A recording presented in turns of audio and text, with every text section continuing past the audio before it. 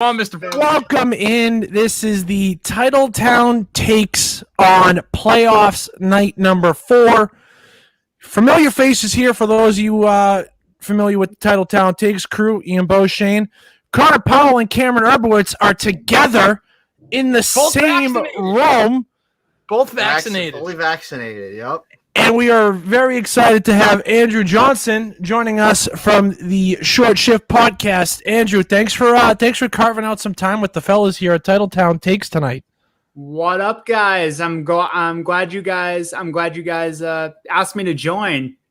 You guys got a good thing going, and I'm glad to be a part of it. Very elite company you're joining in. Welcome to the show. Yeah. Glad to have you. So, I mean, much like Tuukka Rask, y'all are elite. We are. Careful with that talk around these parts, Andrew. I know what I'm saying. Maybe not in this house, but somebody else on this live stream is not a big fan of Mr. Tuukka Rask. That's why I'm here. Ian said Rask is not very good, so I got the invite. And Ian did not. That's right. Okay. Yeah, I see. We're already throwing low blows here. We've been live for about 45 seconds. Ian, we've had 50 episodes. You think you know how things go now? Fair point. That's a very fair point. But yeah, fellas, so we got an exciting night of playoff hockey ahead of us. Things are going to be getting underway out in Pittsburgh here in a couple of moments. Game 2 between the Isles and Pens. But our main reason right now, we are going to be looking back on games 1 and 2 down in D.C. between the Bruins and Capitals. Andrew, we'll get your thoughts first because I know where Connor and Cam are going to kind of head with their opinions. So we'll throw it over to you first. What's your immediate reactions from games 1 and 2 down in DC? My immediate reactions from games 1 and 2 is that we played probably our worst hockey in about 4 weeks, and we split the series. It's fair. It's very fair. That's my main takeaway. Mm-hmm. I think that Washington is ripe to be picked right now because I didn't trust their goaltending even with Vitek Vašinek, and now all you apparently need to do with Craig Anderson is shoot the puck. Who the fuck saw that coming? Hey, pucks on net is how you win hockey games, Andrew. I've said it a million times. Can you just inform Andrew what your third and most important rule of life? We can go through this quickly. And Andrew, let him know. The more Bruins fans we get on this bandwagon, I think the further the cup run they'll go on. Personally, there's only 3 things I know in life, 100% certain of. Okay. And you're new to Titletown Takes, so you might not know this. But I'm here to inform you now that there's only 3 things that I am 100% certain on in life. Number 1 is liquor before beer. You're in the clear. Okay, everyone knows that. It's fair, firm but fair. Oh God, it's so Boston it hurts. Yeah. Number 2 is the mitochondria is the powerhouse of the cell. That has never been debated. Never. It is what it is. It's a straight fact. I know it 100%. And number 3 is the most important, Andrew, and that's fucking pucks on net, go bees. There's the only 3 things I know. Pucks on net, go bees. That's it, man. That's it. So if the Bruins put pucks on net, they're going to win hockey. And they needed, 48 last night? So 48 shots. 48 shots on goal. That's right. Yeah. So, hey. Well, it was for 48 shots on goal. And also, I'm loving how the fact that the second line decided maybe we should have a little bit of traffic in front of Craig Anderson. Yeah. Walk about. Taylor Hall's tying goal was probably the most relieving outside of the win. It made the whole trade worth it. I mean, yeah. Just watching him in that 10-person scrum, just dig and dig and dig and dig and dig, and then just get his hard work rewarded. More than anything else that we've heard in the last few weeks, that shows me that he is wholesale bought in to this squad. And if he doesn't sign, if he isn't signed in the offseason, and I've been a Don Sweeney defender his whole time here, if he doesn't sign in the offseason, I want Don Sweeney's head on a pike on my doorstep. See, you're already there. Oh, so. Yeah. I was there before the deadline. So me and Cam are already, or I should say, Cam was the whole I want Don Sweeney's head on a pike before the deadline. And I've kind of fallen the same thing. I'd sign Taylor Hall now. Contract should be on the table. Like right now. it should already be. It should be in his I'm willing stall to bet it waiting is. for him at TD Garden tomorrow night. Like, here you go. We want you. This is it. You know, Write a and you number, take we it from will there. sign it. Yeah. I'm willing to bet there's a contract drawn up right now, and they're just waiting until the end of the season to sign it, Mhm. whatever that is. And so, boys, I thought this today, and it made me feel really good.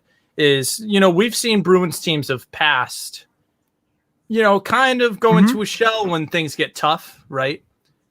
This team last night showed me that they got some balls. They fought back and won that hockey game in tough circumstances against a more physical team. And I mean, you think back to 2019, how many times can we come back to it? But that's the closest comparison we really have. Is things got hard against Columbus. They fought back, but then it got hard again in the Cup final, and they were like, "Oh no!" And Pastrnak scored as many goals as Brandon Carlo in the Stanley Cup final. So before we keep going here, Justin wants to know, non-Bruins related. He says he knows it's a hockey stream here tonight, but do the Celtics actually win tonight's game? Because Cam is rocking his Jaylen Brown shirt. So we'll get it out of the way now. This will be the only basketball we talk, and we're hockey the rest of the way out from here on out for the stream. It really Celtics depends win on the tonight? start. It really depends on the start they get off to. I don't know really anyone in the Celtics lineup. I know Jabari Parker and Evan Fournier are there. I don't know really anyone else, but I think if they lose tonight, they're going home. I don't think they can win the second game if they lose tonight. So I think it's easier to just get out of the way. Russell Westbrook is not going to make it easy. I'll say that. So I'll leave it at that. I think the Celtics win tonight. Is Brad Stevens out of a job if they lose? No. No, Woj came out today and said his job is secure for next season. So And I mean that, and they also just gave him a 5-year extension.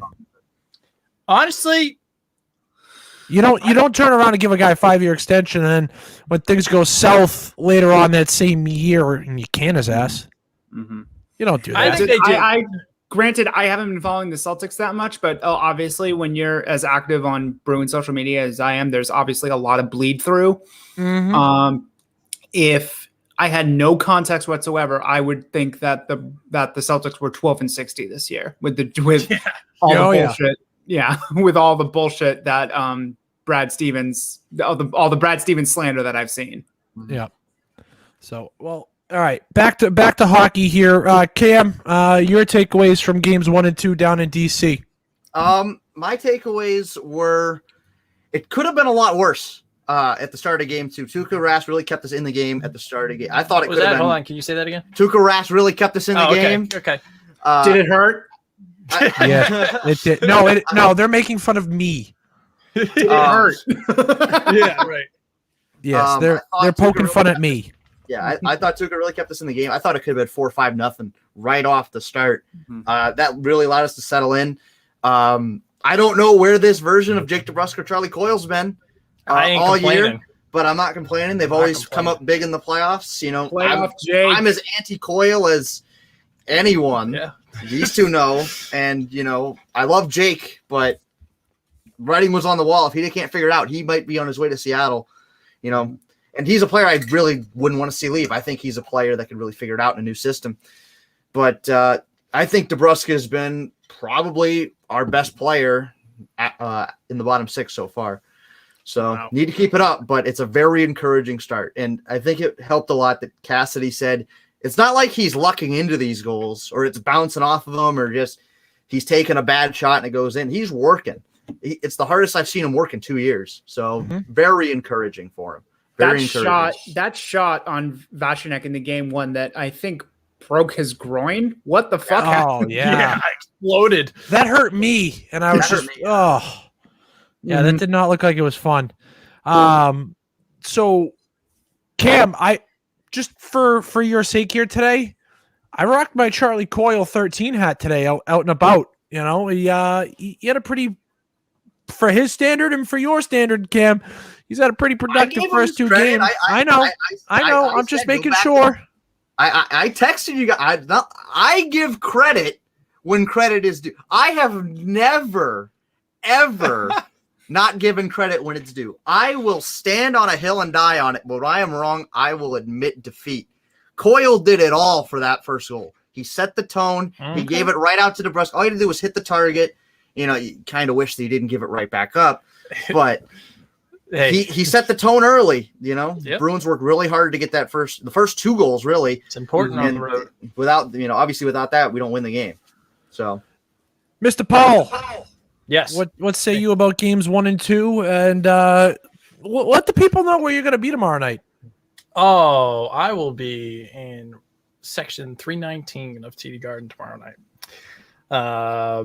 I won't say the specific row because I don't want the creeps. To come find me, No. but, You want to go and enjoy your game. Yeah, no, no press. Yeah, seriously. But yeah, I'm very excited to be back in the building. No pitches. Anybody? Yeah, No pitches. exactly. And I'm keeping the tradition going of going to the first home playoff game of every playoff series dating back to 2019 2018 or 2018, yes. Yeah.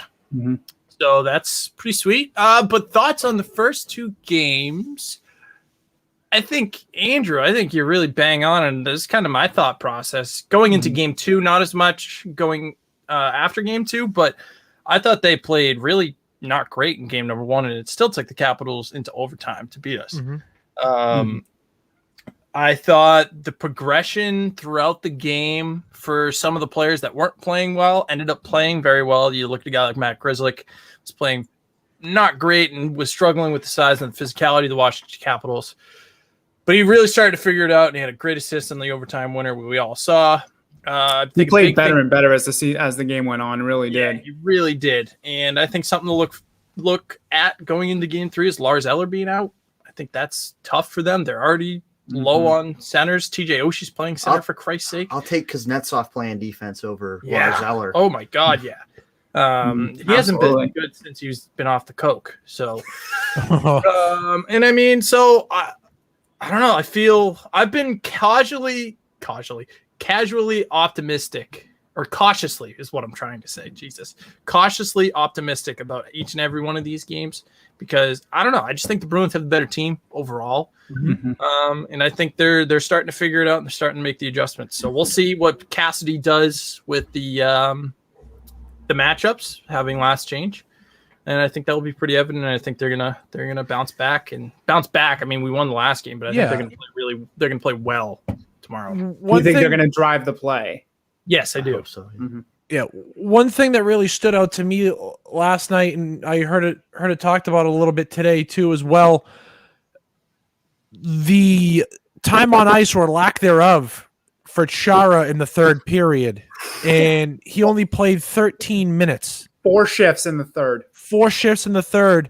Nice. Do you think Cassidy kind of takes the home ice and targets Chara if he's going to be out on the ice with that first and or second line? 100%. I think that I think he kind of has to. And if anything, Laviolette is acknowledging that. Laviolette is acknowledging that, and get in your bunkers, boys, because I'm about to get you guys bombed. But Right. I think Zdeno Chara is a liability out there now. Wow. You could never say that about him in his career up until this point. No. He is a first ballot Hall of Famer, and I tip my hat to him. But he don't have it. He did well in the kill, and that was about it. Well, that's what he should be now. He's a penalty kill specialist. He played 10 minutes and 7 seconds on even strength last night. Yep. The entire game.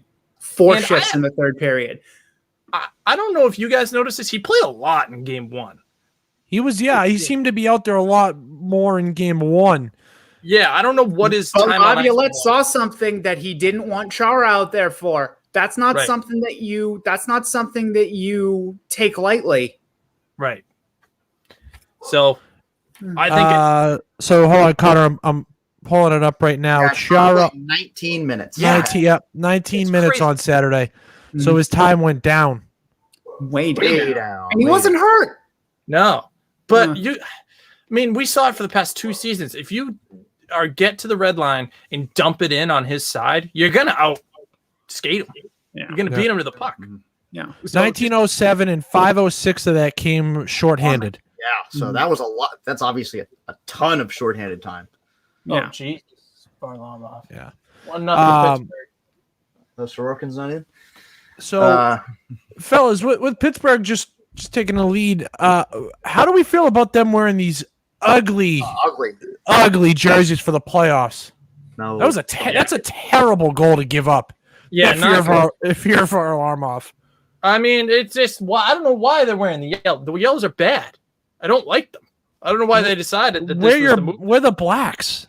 Yeah, blacks are nice. But I don't know. Shout out to friend of the program and guest on our Title Town Takes PA train, Ryan Mill, doing his job out in Pittsburgh right now at PP&G Paints Arena. And I think we're all a little bit of Islanders fans this series. Yeah. Mm-hmm. Oh, absolutely. That way we have home ice at least. I mean, to be fair, I'd be terrified of facing the Islanders, but fuck Pittsburgh. Barry it, Trotz is always tough. Yes. Trotz is a coaching god. Yeah. We have 2 hard and fast rules on the Short Shift Pod. No, and Bruce what are those? No Bruce Cassidy slander and no Barry Trotz slander. I don't think I can get on the show then.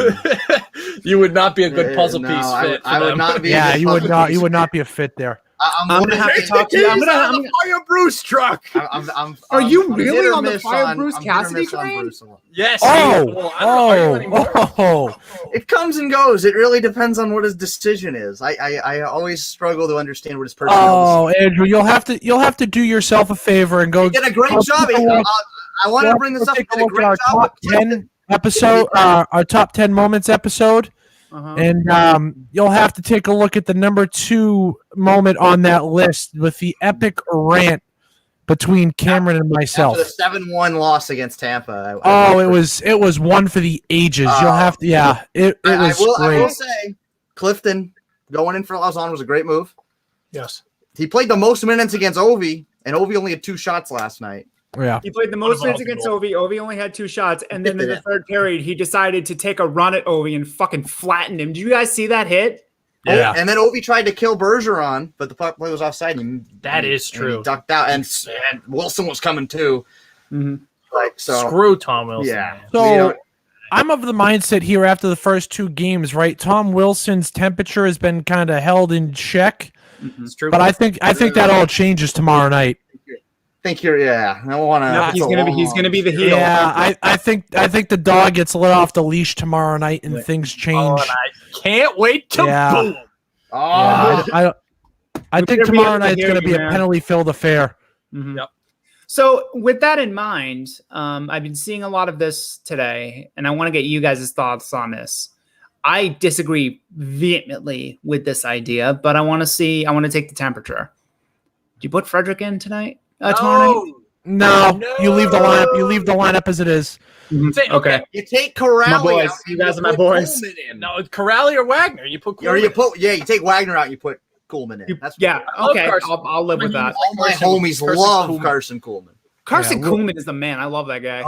Yeah. We're big Coolman guys here. Mm-hmm.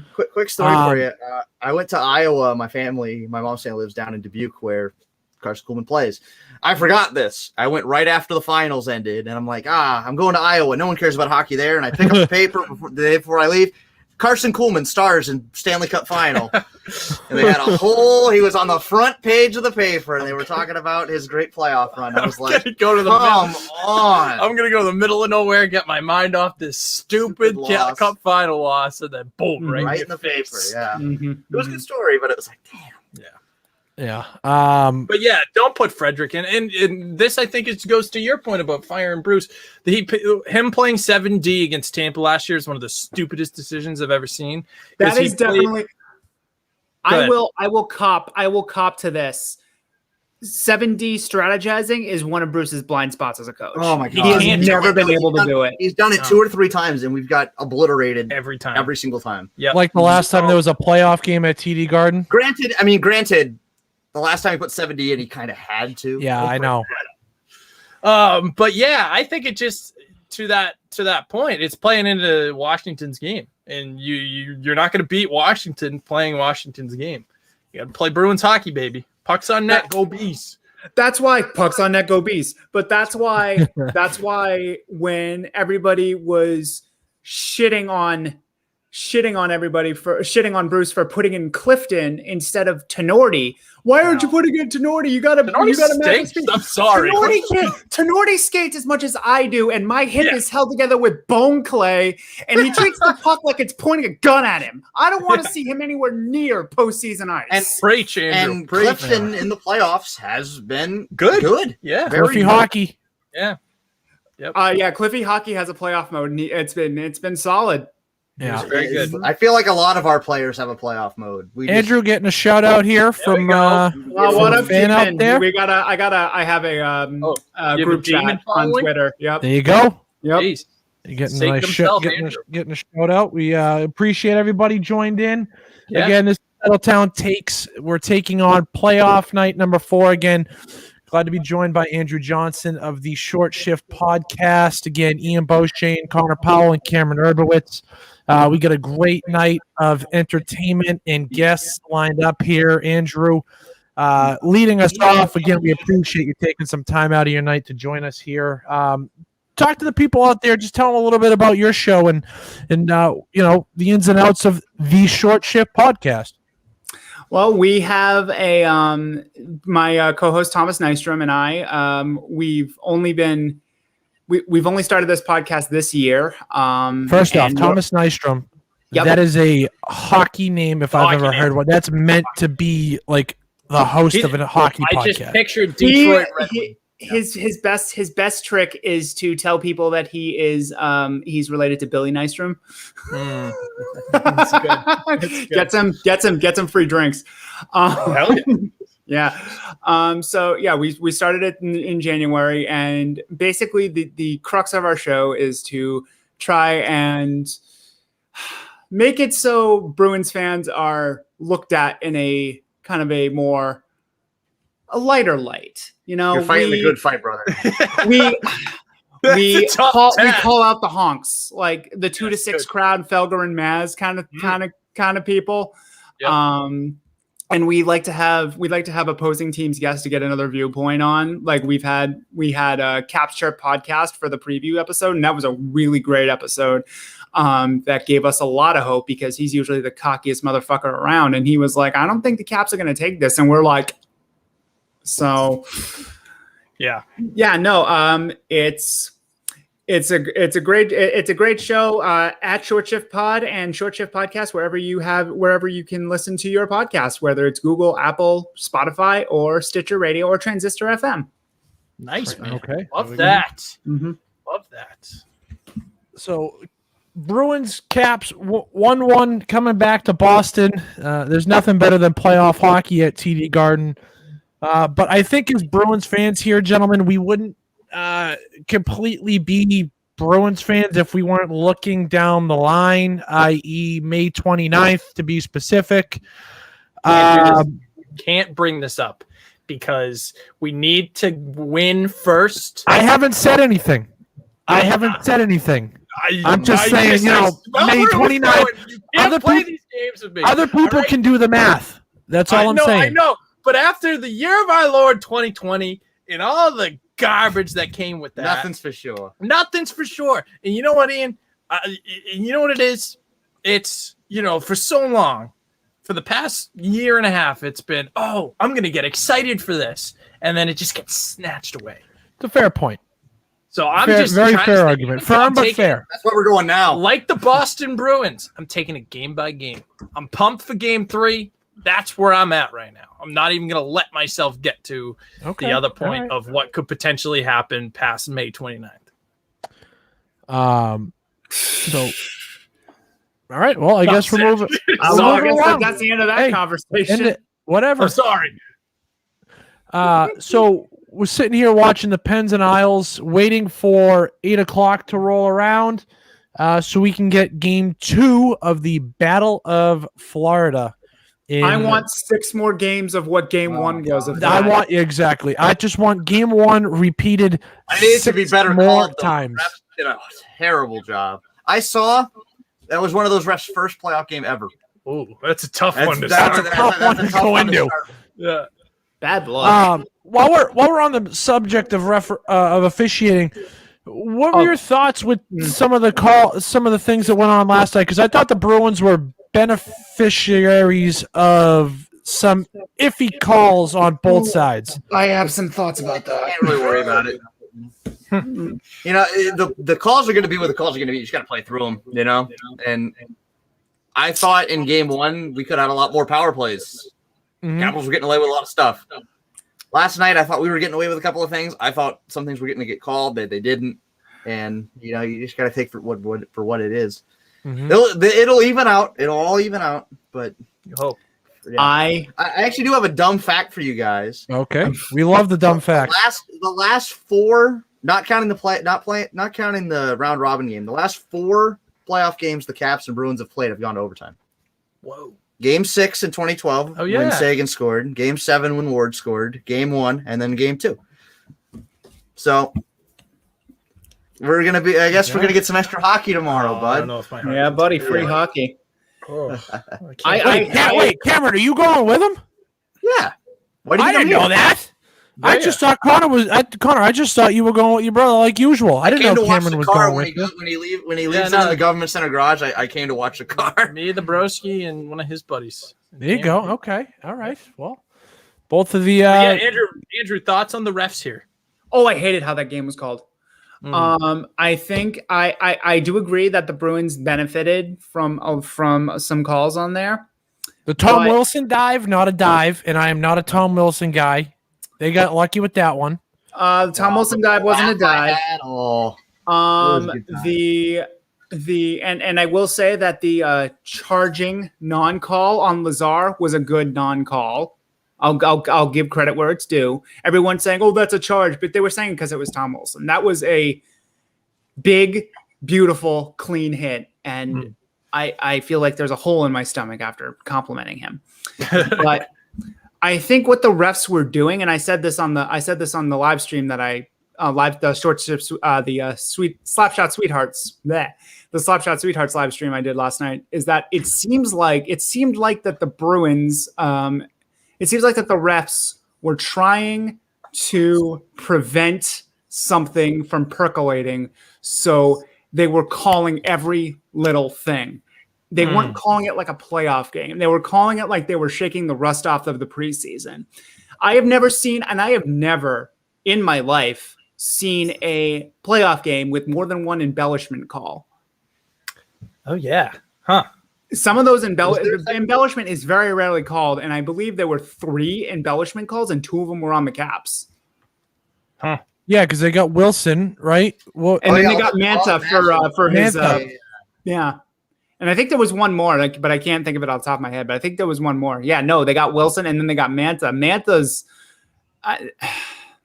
He's good. Marchand was being a dick, and then Mantha, I think, was being more of a dick, just kind of going, oh. Right. And I think that's why he was put to the box. I think the refs thought something was going to happen, so they tried to put a lid on it, but there wasn't anything to put a lid on. So I think, and I hated that, and I hate that for the playoffs. Yeah. Put the whistles away. yeah. Let the kids play. Yep.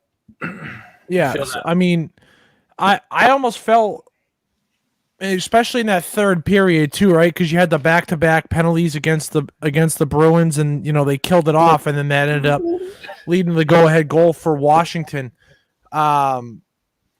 I thought it was becoming a little bit of a stripes show out there at That's times. something we actually, Ian, thanks. That's something we need to cut down. Too many odd man rushes given up. Yeah. I felt Yeah. like every time I looked up, there was one. How about Kevin Miller with the best pinch in NHL? Oh my lord! I was Lord. Oh, that was so bad. That was Like- really bad. And it sucks because he was playing so that whole penalty kill. I felt like he was out there because they got back-to-back penalties, right?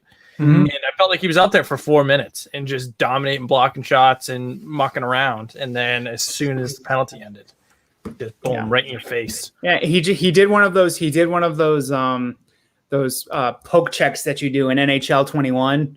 Try to separate the puck instead of using the body. You're just gonna go, and then the guy just kind of fucking toe picks around you. Right around you. Oh my god.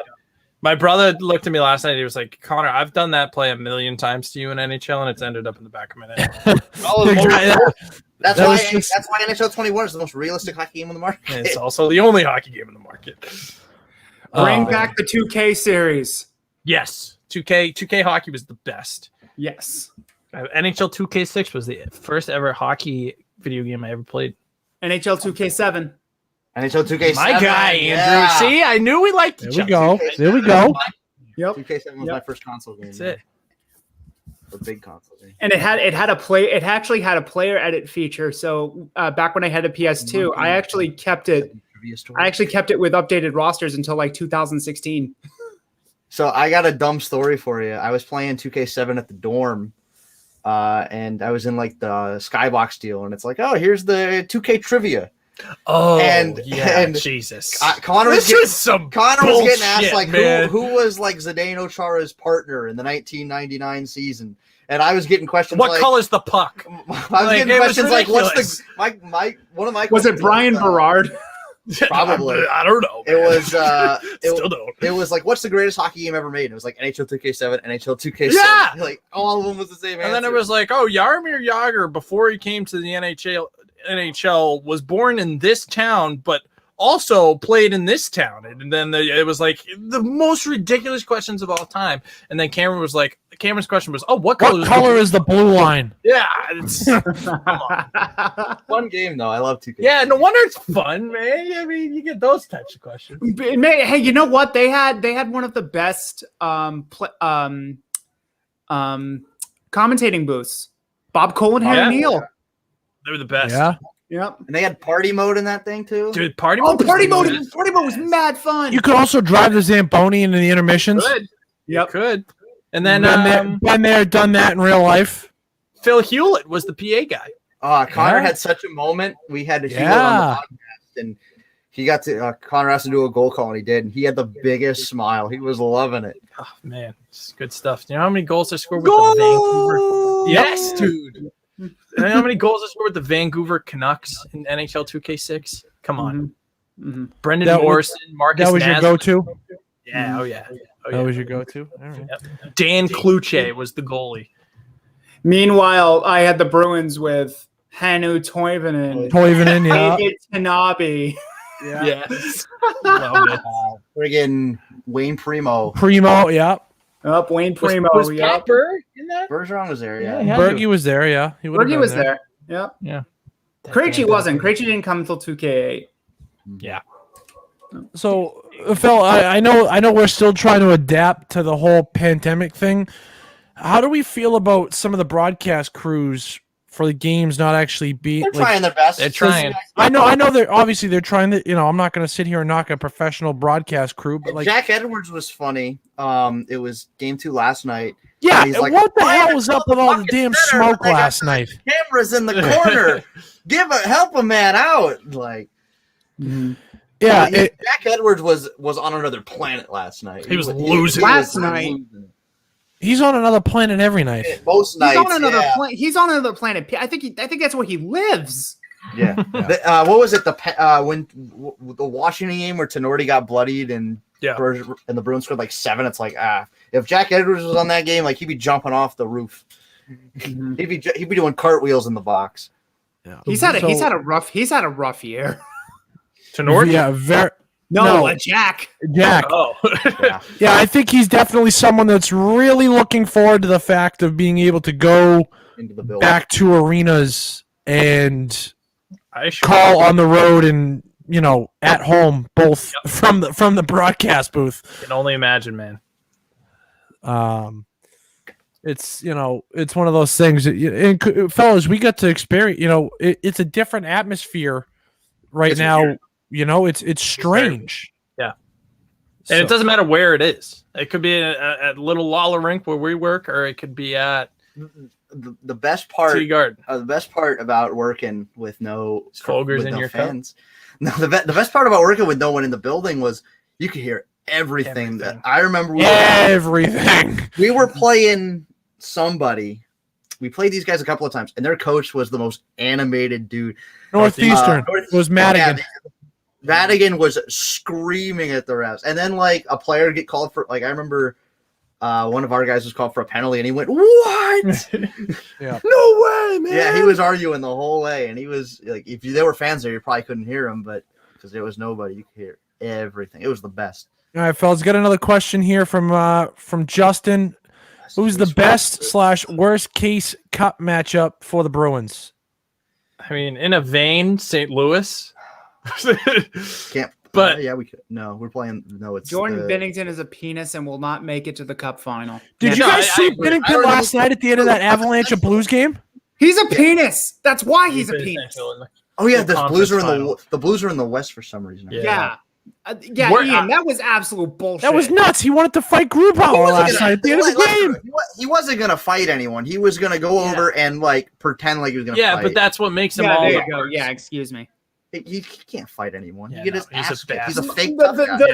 My favorite moment of Binnington's this year is when he got pulled after, I believe it was the Sharks, after the Sharks held a 5 spot in a period on him. And he wanted to. He was trying to fight.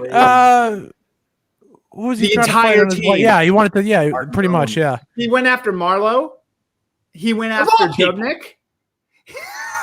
Like, come on, man. He's an absolute cunt, and I hate the guy. Worst case scenario for Boston, if Colorado can, if Colorado would, if Colorado's goaltenders actually can stay healthy, and not get hurt and die like they did against Dallas. Grubauer's nails. He is so good. Yeah, I'd say Vegas, but they forgot how to score. That's what happens. They couldn't do it against Dallas, and Dallas was dead. Yeah. And Minnesota, I mean, they're not fantastic, and they couldn't figure out a way to beat Cam Talbot. So, who knows? But Colorado would be my pick, right? If we could somehow place Tampa in the final, that would be my. No, I don't want. I don't want anything. Worst case, I don't want anything to do with Tampa. Worst case mentally is if we played Montreal or Toronto and lost. Shut it, man! No, shut up, Cam. Maple Leafs aren't even going to make it out of the first round. Remember? No, they are. Montreal's benching Romanoff, Caulfield, and some other guy. Yeah, I mean, don't know why. What's with that? Don't know. The Leafs are not winning the Cup, Greek Rocket. Yeah, no, they're not going to win the Cup. Yeah, Greek Rocket's chiming in. Leafs are going to win the Cup. Oh, Greek Mr. Rocket, please let it be known that the last playoff series win for the Toronto Maple Leafs is now old enough to get its license. Greek Rocket, I will also say this, man. You have to understand the division the Leafs played in. I could score 20 goals in that division. Okay. Oh, the division is garbage. All of these, Austin Matthews scored 42 goals or whatever, man. Like, it's good, sure. But we have to take all these things with a grain of salt. I am in the contrary here. I think the Leafs are going to go on a bit of a run. Oh, it's getting spicy in the chat. They're getting out of the first round. But we respect your opinion. And here comes Mr. Cohane from the top ropes. Absolutely disagree with that. So far. For Anderson to have outplayed Rask, he would have to have played game 1. He barely played. Let him know, Andrew. Let him know. That's our buddy. He's not. He is a rash. Mr. Cohane coming in from the top rope. And we love to see that. He's on the Swayman train. Leafs fans live on a different planet. Oh yeah, it's getting spicy in the chat, fellas. Shit ain't Earth. Yeah. Oh my god. I seriously. Yeah. But I mean, hey, I will be honest with Greek Rocket here. I think he said they're a lot grittier of a team, and I have to agree with them. I think they're a lot grittier. They really got all these veterans who are really thirsty for a Stanley Cup championship to fuel their bottom 6. But I just still think they don't have the defense and goaltending to do it, man. They don't have the defense. They don't have the goaltending. Played a couple of AHL games and didn't look good. And Jack Campbell gets injured. And he has a different injury every day. And David Riddick is blah. There's not one convincing goaltender on that team. I have no doubt in my mind that they are going to get past Montreal. And I agree. I still like Montreal. Carey Price. I like Montreal just because of the Carey Price factor. I will say about Freddie Anderson, the games that the Leafs managed to beat Boston they only won because Freddie Anderson stood on his goddamn head. Yeah, but what happened in Game 7? But every game that Freddie was kind of His head off, caved in is what happened. they got demolished. Mm-hmm. So and the numbers on Freddie, like I think I checked it. He's 0-5 in Game 7s. Like those numbers aren't really good. That goes for back you. to his days in Anaheim. Right. Yeah. But So, fellas, we're closing in on puck drop here for Game 2 of the Panthers and Lightning. Officials for tonight: Brian Parkmara and Steve Kazari are our officials for Game 2. All my homies hate Steve Kazari. Was he on the call when He was Achari on the tripped? Game 5 call. Yes. Mm-hmm. Are those Well, refs die different on than that hill. Game 1, Ian? I hold on. I can pull. I'll go back and pull up Game 1 here. That'd be interesting to me. Game 1 officials. Oh, Drieger's in the net? Yeah, they gave Drieger the start today. It's his birthday, actually. What Happy birthday, the Chris! hell? Happy birthday, Chris Drieger. Man, Quenville a maniac. Hey, he got Hey. he got 3 cups, so No, I'm yeah. not doubting Coach He's Q. a good type Are of- you Bobrovsky has Bobrovsky. I don't even Bobrovsky think Bobrovsky took his that money bad. and went bye.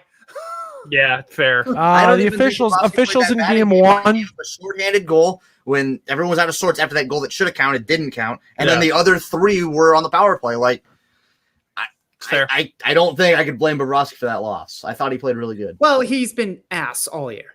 Yeah, Officials in Game 1 came with but Dan you kinda O'Rourke. had to start him after you gave him $10 million. Which Let the man talk. Dan O'Rourke and Kyle Raymond in Game 1. Mr. Kyle Raymond, because I know damn sure that Dan O'Rourke is going to playoff game. Mr. Kyle Raymond needs to be sent home after the absolute train wreck of a game that he called. Didn't handle it well at all. It's still a good hockey game. Great hockey game. Oh my God, the crowd was going insane. All right, How about- all I know is give me 60-plus minutes of bloodbath. How about crowds being back, boys? I mean, come on. It's a Thank you, beautiful. Ryan. Did you guys see PNC Arena? That place was nuts last night. Yup. I can't wait for it to go back to Nashville too.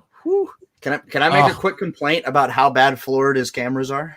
I hate how low they are to the ice. So, all right, fellas. Well, we have another guest joining us here. We'll introduce him and allow Andrew to say hello to the voice of TD Garden, who's getting set to make his playoff debut. He's a recent guest on episode 50 of Titletown Takes. Mr. Steve Forney joining us What's up, here boys? on our live Hey, stream. Steve, how we doing, man? Playoffs. Let's go. Playoffs. Let's do it. My man.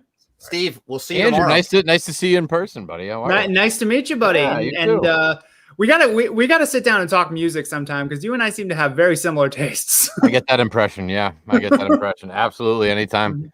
All right. Hey, Yeah, Steve, Steve, we got 2 guys here that'll they'll be in the building tomorrow. Cam and Connor are Oh, going to be yeah? in attendance. Yeah, man. Nice. Oh, yeah. Wouldn't miss it. Wouldn't miss it for the world. Nice. Come on. Yeah, they have now given me a tiny little phone booth way up high next to production, and it's still kind of that video game seat where I'm looking right down at the visiting Nice. goalie, and Mm-hmm. can't complain.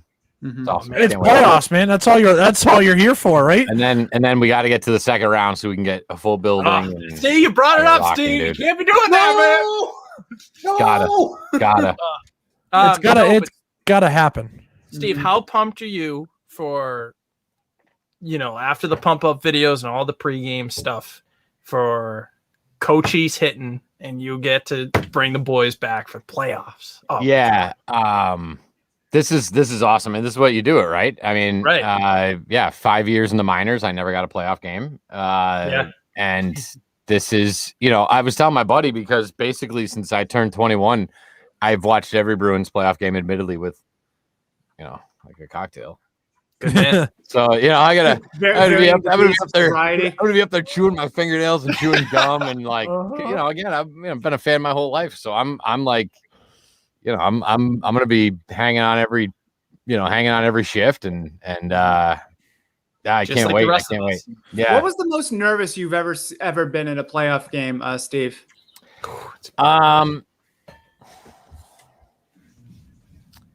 It's a good question. I mean, the first Like the first game I did, I was telling these guys, the first game I did ever was NHL game ever was for the Islanders, and it was like a Tuesday, and they're like, "Hey, can you make it? You're the 15th guy we called. Can you make it?" And I'm like, "Yep." And It's good to be wanted. yeah, that was pretty wild. And then their whole roster was basically Bridgeport guys, and I'm like, "Oh, I sort of fit in here." I think the first game back this year with fans was, I don't even want to say nervous, but it had this different like finally Different feel. like, yeah, it's like you walk through North Station and there's people in jerseys and the pro shop is open, and it's like finally cool. we're sort of back in it. So Mhm. but no, I will be extraordinarily nervous tomorrow and can't wait. It's gonna be awesome. That's Good, a good good kind of nervous though.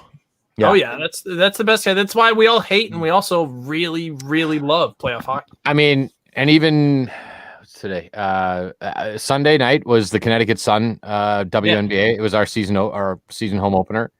I mean, I was so nervous. Yeah. I mean, like I've doing them for 3 years, but it's like opening night, and you got to, Get everything done. new names and everything else, and yeah, you still get nervous, but yeah, you got to sort of turn that into energy, I guess. Like I You told you, get nervous until you introduce the team, and the whole place goes bananas, and you're like, all right, Yeah. now we're rolling. Hopefully, you're Let's hitting go. that Ric Flair button a lot tomorrow. Yeah, that's the idea. No, I thought that was a real guy. No, they don't let me press that button. All right, Ian. No, they let No, Ric I Flair. know. They let Ric Flair out of the bar. Right. Yeah. Bring him up to the mic. Woo! They let him- All right, come on, Ric. They let him out of the basement of the L Street Tavern. Looking for a Love consistent woos, not geriatric ones, but yeah, it is nice too. I'll be honest, it's nice to not have to do the woo, because Yeah. you don't want to screw up the woo. No, no, it's an important aspect of Yeah. game day presentations. I mean, you come in the middle of winter with a head cold, and you're trying to woo, and people are banking on it. It sucks. Woo! We Yeah. need consistent. Yeah, it's like, oh, Yeah, sounds So, more Steve, like a dying animal. yeah. It's like, We, oh my god, I don't even want them to score yeah. now. Exactly, dude. It's ridiculous. But yeah, Steve. So we looked back onto games 1 and 2 with Andrew just a little bit ago. What are you thinking for game number 3? How are you feeling after the game last night? And what are you thinking from the boys here? Well, it's interesting. Last night, like during the second period, I had to remind myself we weren't losing. Yeah. Like they were just getting peppered, and they couldn't exit the zone, and passes were just a little outside. And I'm like, oh, we're not losing. Like it just felt like we were down 3 goals, which I'll chalk a little bit up to Tuukka, because if Tuukka doesn't do what he does in the first 5 minutes of that game, they would have been down 4. They should have been down 6-0 at the end of the first period if it wasn't for him. So Right in, boy, Steve. So yeah, I mean, I think that I think Washington has this weird way of catching you off guard. I mean, I felt coming in that Tom Wilson was going to be running around like a madman and smashing everybody, and he is all of a sudden like a gentleman. Yeah, He's just like, I'm gonna come out here and skate around and score goals. And He's a great player. I feel like people forget he was a first-round pick. It's not like he doesn't have talent. yeah. he scored the first goal of the series, I think. So Just like, a bit of a jackass. Wasn't that a punch in the gut when Oh, he scored yeah. that first goal? Yeah. Oh, Yeah, he took an etiquette class between the final game of the regular season and the start of the playoffs. but I don't know if that's a Recommended to him switch. by Peros. Yeah, like I don't know if that's a switch that he can flip, or if his anger and tension is just going to build and then eventually explode into some sort of 10-minute misconduct or something. You don't know, but I will say the last 2 games me and Connor have gone to, there's been a 5-minute major. Mm-hmm. There has been. Yeah. In favor of the Bruins. Oh, I guess I've seen. What was the other one? Wasn't there another one? Oh no, that was the only playoff game we went to. I'm thinking of something else. Kadri. Yeah, the last time me and him went to a Destroyed- game, Who was it? it was Tommy Wingles. Wingles. Who we killed. Tommy Wingles, Bruins Tommy- legend. Yeah, Tommy there's Wingles. a name. Yeah, seriously. It's like watching Dom Moore in the intermission of NBC. It's like, man, what a great Bruin. Yeah. Oh, wow, right. yeah. Hey, he won a lot of face-offs. Yes, he did. Scored 11 goals that year. So okay, you two brought it up quickly to kind of switch topics. Let's talk music. You guys want to talk music? Let's talk music. There you go. What are we into here? All right. Hey, it's a live stream. Anything goes here, fellas. Yeah. What's I'm into literally everything. I'm like a Grateful Dead hippie kind of guy, but I'll tell I was you, gonna say, Steve, you went and saw your first in-person concert did. not too long ago, huh? How was I that? did. It was a week ago Saturday, and it was a real concert with real people and a real band. And we went. It was in New Haven, so you go to a pizza place and you order pizza, like because we went to college down there at Quinnipiac, just like Yak, kind of baby. Clifton. Go Yeah, by. this wasn't just a drive-through. This was an And actual venue. No, this was like a real concert, Oh, like in wow. real attendance and real seating, and everybody was socially distanced until the sun went down, and then it was free for all. Well, like whatever. But I'll tell you, the nice thing is like the beer lines. And the the restroom, like you're in a building at 20% capacity, and usually when you're at a concert, you're like, oh man, I need to find what do they call it, the pee song, the beer song, Yeah. that one song you don't really like, so you got to run and pee like while you can. Yep. It didn't matter because the beer was right there. There's no line. You're like, sweet. Right. It took a minute, and of course it's all contactless. So like, here's your beer, scan, goodbye. It's like a 30-second process. Yep. So Pretty there'll be a freaking. lot of that. Who did you go see, Steve? This band called Humphreys McGee. I've seen them. I've seen them live 4 times. Yeah, Of course they're you have. fantastic. They're the Metallica side of the hippie genre, but they did They're a play lot of fun. They They are did a play lot a of fun. cover of Soundgarden, which is not their. Was it Outshined? I think they played Outshined, Mhm. and that was. Of course, I think today is 4 years since Chris Cornell died, so that's unfortunate. Yes, Yeah, I it think is. I that's- do, yeah, that I must do have been remember why, seeing that yeah. earlier today. That was the last time I got news alerts on my phone because I woke up 4 a.m. for work, rolled over, and all it said was Chris Cornell has died. And I'm like, I can't start my day like this. That's a great point, though. Associated Press, I can't start my day with this Yeah, kind of. that's very negative good Why? point. Why are you doing this to me? Yeah, like let me learn about it after I have a cup of coffee, like from Twitter. I don't need this right now. Right.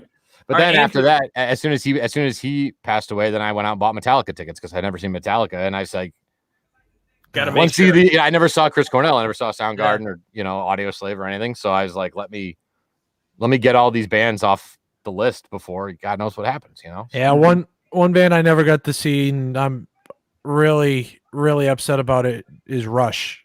I would have loved to have seen Rush. Mm-hmm. Neil Primus Peart. is doing a Rush tribute show.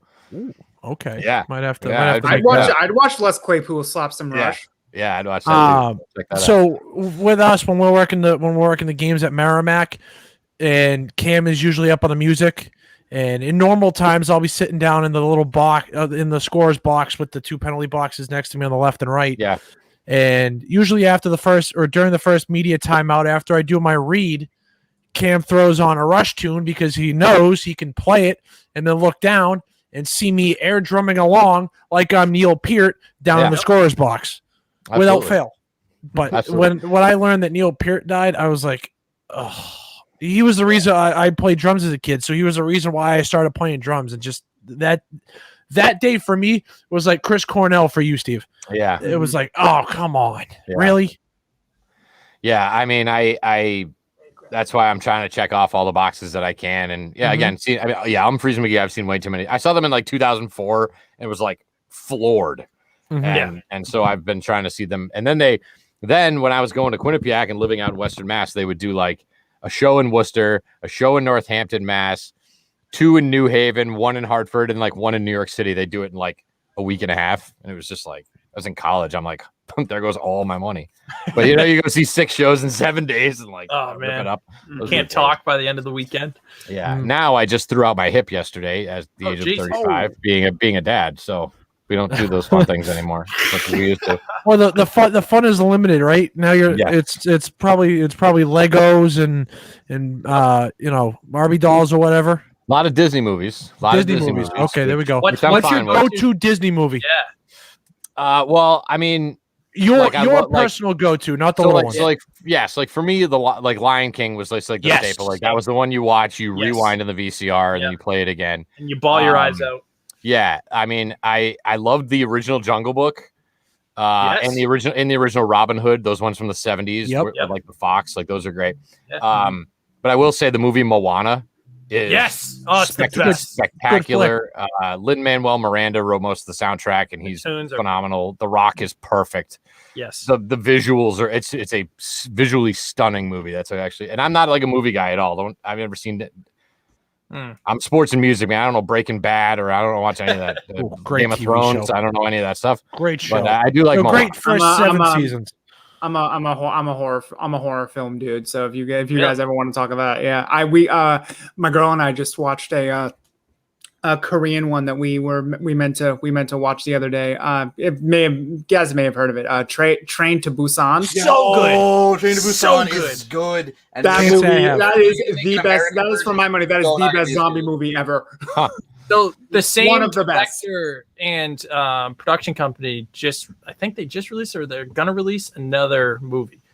Oh, really? Yeah, it's another horror movie. So hell yeah, dude! Can't wait for that. Sorry, very Steve. Oh no, yeah, hey, we yes. movie geeks. Weird stuff. Yeah, Geeked out a dude. little bit. Absolutely. But okay, Andrew, what's your Mount Rushmore music bands? I know it's hard to narrow it down. My Mount Rushmore of music. Like I said to Steve, I've seen Humphreys McGee 4 times. They're a hell of a lot of fun. They are supremely talented. I love Government Mule. Hard blues rockin' band. Southern, Fish. yeah. I'm a big Fish dude. Tedeschi Trucks, Derek Trucks band. Hell yeah. Yep. Okay. And Susan Yep. Tedeschi is from Boston. Yep. All those Yep. Tedeschi food stores. That's her family. Yeah. Yep. 617, baby. Yep. She used to come to Yarmouth every summer, where I used to live. Down the Cape. Yep. mhm. Caper. Nice. Yep. Yep. Free I lived in Yarmouth until this past December. Did you?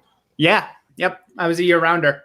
Wow, that's tough. Come wintertime, I would I was imagine. gonna say, yeah, would be- that's You know it's what? tough You know come what? wintertime. It's peaceful. Yeah. Yeah. It's yeah, it's peaceful. You're not very- even bothering yeah. That It is that. Steve, you get a point. it makes Memorial Day to Labor Day tolerable when you're there all year. You know, you can you Well- put up with it because then you have 8 months but of then- quiet. It's almost. I crazy. also worked in the travel industry. Oh yeah, that's not fun. During the summer over there. It's a Mm. little tricky. I wanted to die. Yeah, it's a little tricky. Yeah, that doesn't So- sound like it would be a lot of fun. But yeah. Today, she used to stay in Yarmouth every. She has a home. She had a home over in not Bass River. It's another river, Gray's Beach. Gotcha. So yeah. Actually, yeah. So Connor, Yeah. J Moles chiming in with the Mount Rushmore of bands: Blind Guardian, Fallout Boy, Iron Maiden, who I still can't believe hasn't gotten into the Rock and Roll Hall of Fame yet. Oh, really? And Sabaton. Sabaton, so good. Do either of you two know Sabaton? Okay, I it's do like- not know Telling y'all Sabaton. of Sabaton? It's heavy metal. No, So I not don't know if that's Sabotage. but it's damn good. So they sing about war, so like war, untold and very well known war stories. They sing Mhm. about them, so it's like Huh. history class music. Interesting. Pretty cool. Yeah, I do Okay, find that all interesting. right, I'll check that out. Very. I would good. suggest it. They're very good. So, They try Steve, we were producing kind of talking about crowds earlier in some of the bigger buildings here. Did you get a chance to catch in on any of the Carolina game last night and what everything going on down there and what it would have been like to be in Wade's shoes down there with that crowd going? Yeah, I mean, I like I said, I hope we get there. I just hope we can get to that point where we can do that here.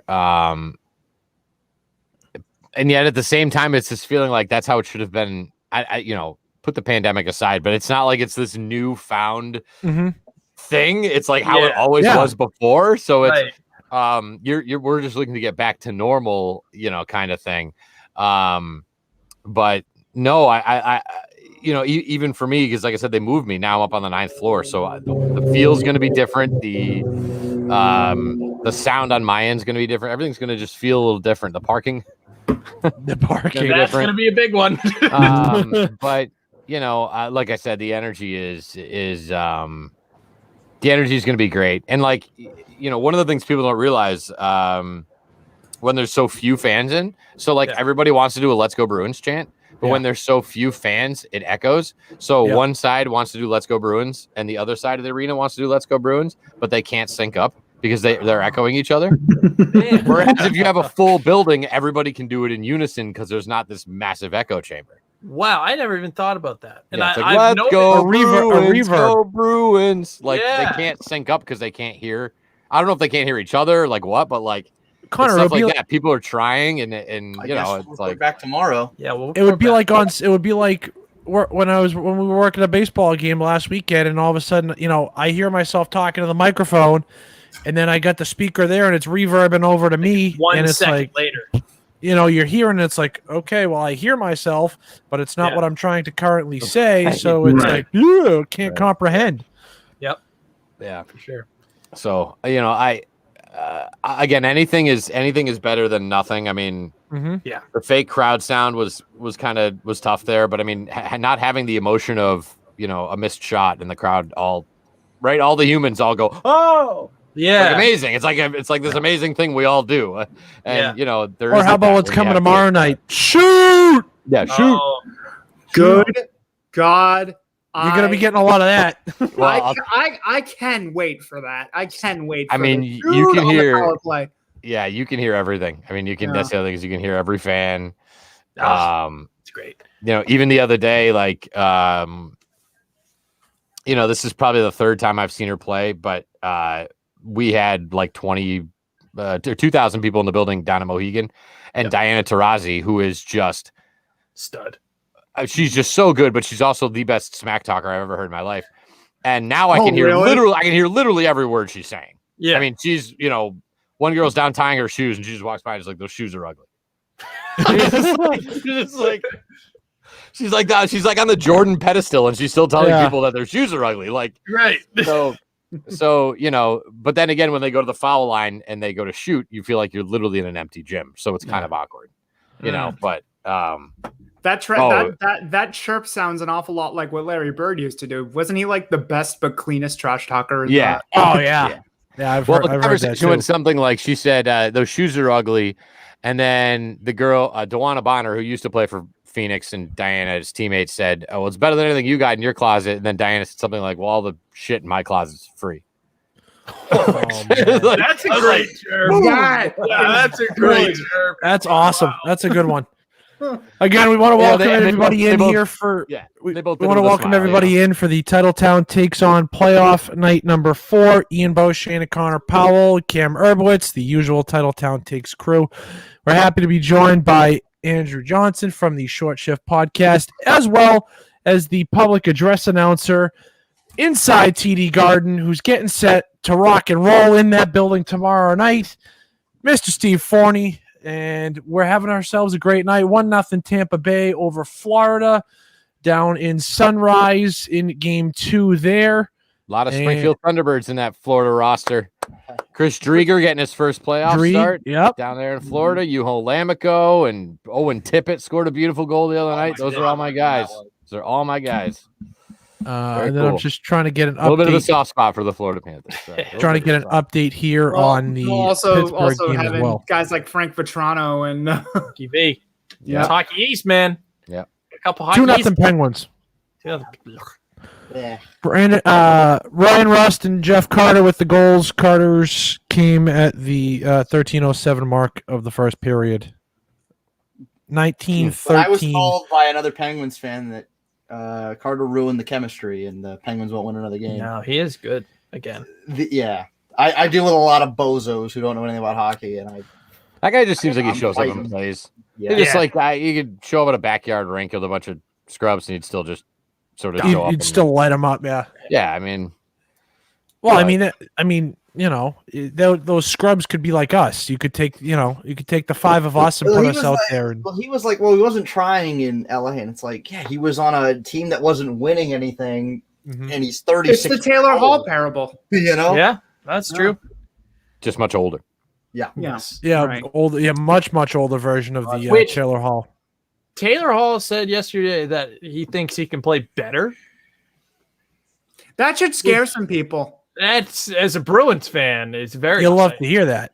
As a Bruins fan, keep going. I'm close. It's like what Patriots fans say about Cam Newton. Like, give him a whole off season and a whole preseason, and he'll give Taylor Hall the whole year with the Bruins, and he'll. I mean, I bet he does. I bet he's got more to contribute, but they got to keep him. And then the question is if you keep him, do you keep Krejci? And does one balance on the other? Steve? I I saw somewhere that Krejci wants to go back to the Czech Republic, but I don't. That was That something was a from a long report time from, ago. like, that was a report that was circulating from about 5 years Yeah, ago. so, I yeah. remember that. Yeah. Grain of salt. I think you might approach. You almost approach both of them the same, almost like together. Like, okay, guys, do you guys want to play together? Yes. How long would you like to play together? You guys want to play together for 2 years? You want to play together for 3 years? And then sort of go from there. But I don't think Krejci's grow on trees. And, you know, for anybody, and again, this isn't, you know, I speak for sort of myself, but for those people who are like, you know, it's been 10 years and finally David Krejci has his right wing, right? Finally, we've been searching for a right winger. He finally has one. And then just to be like, all right, David, we got your right wing. Bye now. See ya. Right. Like, yeah. So, I don't know if I got what I wanted. Wait. Yeah, right. Goodbye. Yeah. Go do it somewhere else. Now he's Charlie Coyles or whoever. And, you know, I think if you were next year. Yeah, I think well, you know, there you go. If you, again, I'm not trying to diminish these guys, but if you saw more from Studnicka this year, if you got more from Trent Frederick, if you got more from these, who's the other one? Senishin, you know, you might have a little bit more flexibility. Even if Charlie Coyle was playing at a second line level all year, you could be like, well, you know, you can move Krejci out and slide Coyle up. I don't know if that's the tenor and the feel of Bruins fans at this moment, is to be like, yeah, Krejci, goodbye. We'll just slide Coyle up. I'm not sure. Connor, again, Jay Mulls here chiming in, says feels like the Krejci Hall situation is going to change depending on how the playoffs go. I think that's fair. I mean, it's I feel like you could say that with just about anybody's situation when you acquire somebody at the trade deadline if they are essentially a rental. 100%. Especially if playoff Krejci makes an appearance. Well, we haven't seen it yet. So if that happens, we got a glimpse of it last night. I don't think, you know, there's a good play, but it's one play. So hold on to that point, to last night, right? Do you give Bergeron more credit for hopping off the ice about 20 seconds into his shift to get a better matchup out there after he won the draw, or do you give it to Krejci to realize? I think that was Bruce. I think that was Bruce seeing something that seeing an inefficiency and taking full advantage and saying, "You out, Krejci in now." I find it very convenient that the intermission break before overtime, that's basically all Jaffe and Brickley talked about was watch out. They got the short change. Now they can change within the zone. They brought it up 5 or 6 times, and then bang, it's the first thing that happens, and they score. So I don't know if it's something. Yeah, I don't know if it's something they practiced and made a point about in these media. You know, Brickley or whoever is at practice watching and saying, "Hey, let's watch out for this." I'd like to think it was something that the team had organized rather than just convenience, you know, convenient timing. I hop off, you hop on, kind of thing. Well, as you guys have seen lately in these playoffs, the intermission guys have been getting a lot of stuff right. The NBC guys, they went 3 for 3 or 2 for 2 on Sunday. Moore said that Joel Eriksson Ek would score the winner. He did. The Edison guys brought up the short change, and that's how it ended. Yeah. So maybe these intermission guys are figuring out, or they're just getting really lucky. One of the two. 2-0 Bolts, or they're trying out for ESPN. Oh yeah. Yeah. They better bring Sharpie over to ESPN. I'll cry. Okay, I have to ask this to all of y'all, because you guys aren't just Bruins fans, you're NHL fans. Correct. What is your A team for ESPN and TNT next year? Who are your A teams for announcing? ESPN's obvious. If you don't say Gary Thorne, you're wrong. Gary Thorne and Bill Clement. I mean, Gary Thorne and Bill Clement. Darren Pang. And Panger. Holy jumping. Holy jumping. And then for TNT, I've always loved Kenny Albert. Always. He's very unassuming, but he's very solid. And I'd put the thing about Kenny Albert is he could do all 4 sports, and he does them all well. Yeah. Yes. Correct. Mm-hmm. So I'd put Albert in there with Boucher in between the benches, and he can do really anything. You can just do those 2 if you really wanted to. I think if he's willing to do it nationally, I'd go for John Forsland. Yeah, but he's the new. He's going to be the voice of Seattle. He's going to be Seattle's main play-by-play guy. I forgot about that. Is Carolina let him go for some reason? Yes, because Tom Dundon didn't want to give him I don't think that they're getting. Was it Tom Dundon didn't want to give him a raise. So he was Oh, like, yeah, great. Tom Dundon's a cheap ass. So. Okay. So he was like, okay, NBC's going to pay me a shitload of money to do the playoffs. Bye. Yeah, no, don't Mhm. blame him. Don't blame him. I will say the playoffs have been very different without Doc. Yeah.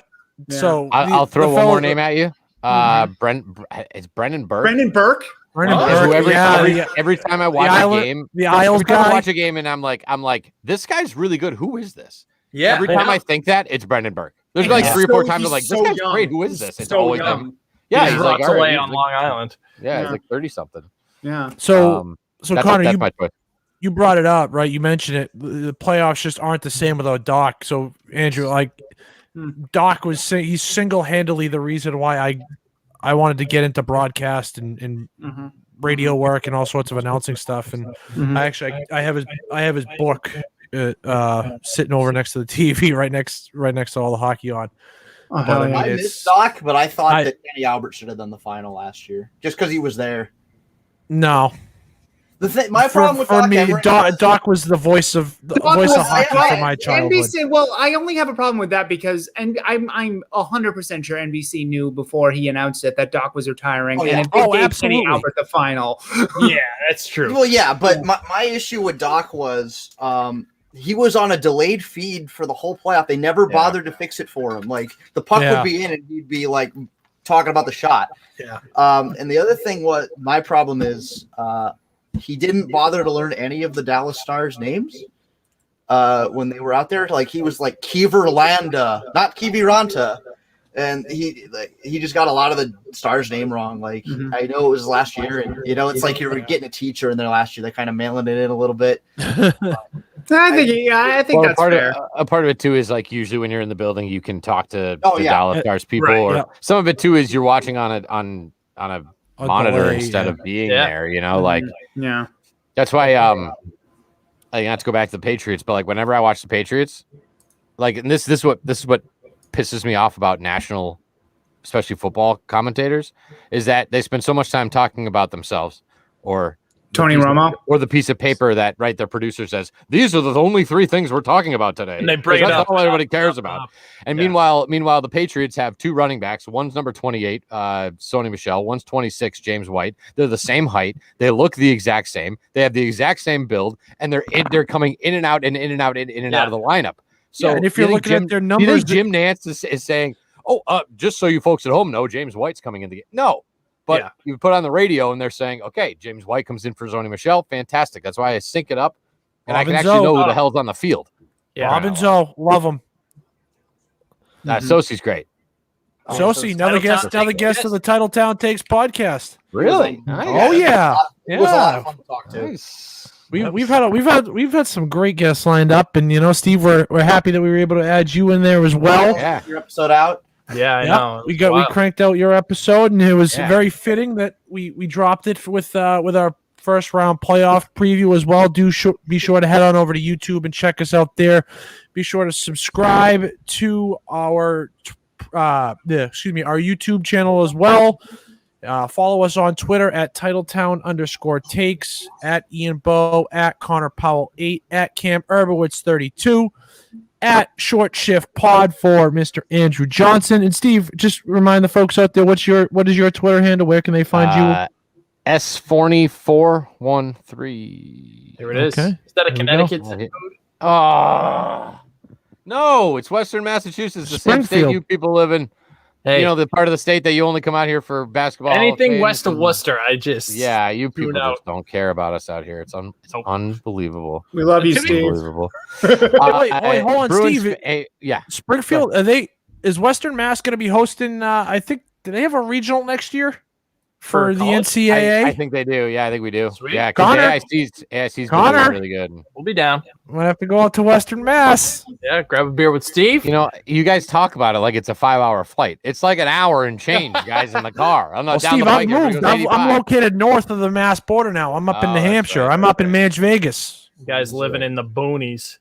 Well, Steve's Bruins in the fans, boonies. Bruins fans, be happy that Ilya Samsonov is not starting, because that means that, he was supposed to be like a NHL ready. Maybe like Yeah. a first round draft pick, So yes, he was. So on and they're going with the 40-year-old instead. Yeah. Well, here's what's okay. So here's what's happening with Samsonov. We dove into this our last episode of the Short Shift Pod when we had a Caps guest on.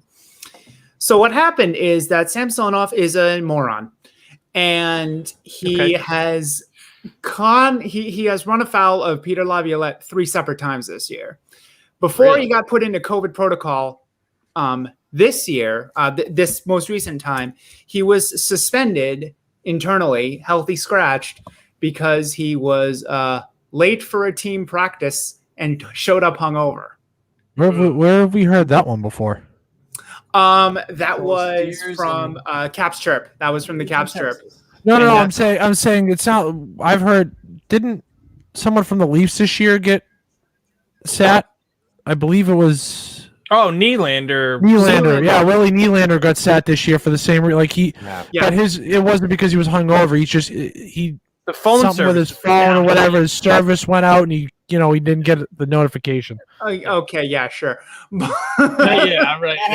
That's Tyler Sagan missed a team breakfast vibes. Yes. That's where I thought you were going. Where did we hear that before? I was like, yeah, exactly. So not only that, the day after that, he gets put on the COVID-19 protocol list for the second time in the year. And that's from a year before when he was, I believe it was him and Pavel Buchnevich who were involved in the ATV accident before the playoffs. Yes. So Samsonov is good. He's very talented. It's just he's got a box of rocks up here. Mm-hmm. Something's not getting through to that boy. Interesting. Yeah. I was wondering why they would go with the 40-year-old. I mean, Samsonov's not ready. It was just interesting. Like, he was drafted obviously so high and is not backing anybody up, and yet Swayman's like chopping at the bit. And they're not going to put in Phoenix Copley either. No, they also just call up Fucali from Hershey. The kid out of Halifax with the moose heads. Put him in. Put him in. I remember when he was the Habs' next big thing, and then he just didn't do anything. Yeah, he was the Habs' next big thing, and then he went to Germany for a couple of years. Yeah, well, again, I mean, it's hard to be the next big Habs goalie when Carey Price is sitting there on a 9-year deal or whatever it is. Like, what are you supposed to do? It's going to be even harder to be the Habs' next big goalie when Patrick Waugh is going to be the next coach. Oh, jeez. That'll be brutal. Oh, no. I hope that happens. Does that mean? I hope that happens. I hope it happens too, man. I'm with you. It's about time Montreal had a coach with some personality up there, because it's been a while. Like, Terrian was the last guy that had any kind of personality up there behind the bench. Doesn't have any personality.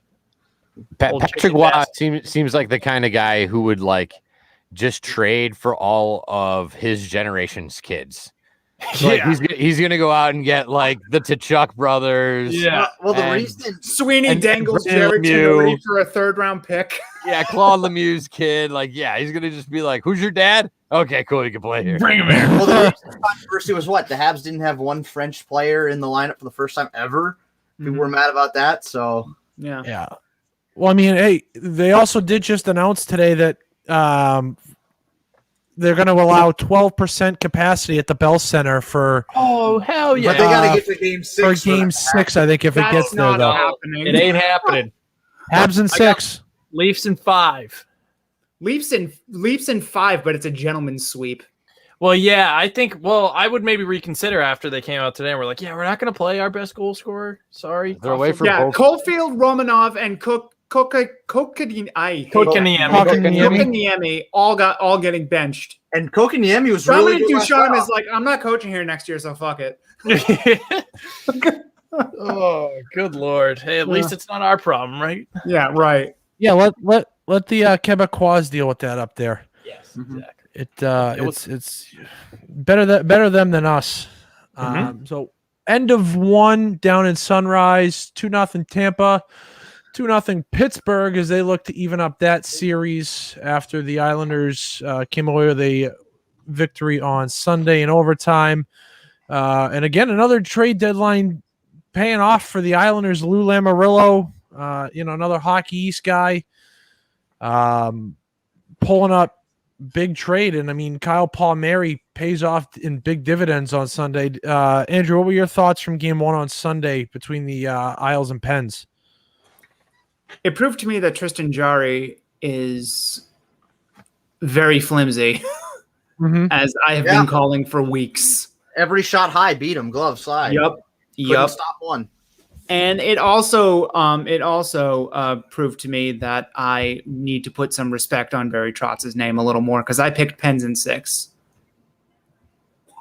I don't think it's going to... Cam, I forget. I picked the Isles. Yeah, I did. I can't remember which direction. Was I that? went. Cam, I think was I may that why? have. No, I honestly, I feel like people I know the Isles have had a lot of injury problems lately, but I feel like people have forgotten that they were in first place for a long time this year in our division. So the loss of Andrews Lee really stung. Yeah. So but I think the Isles are nice though.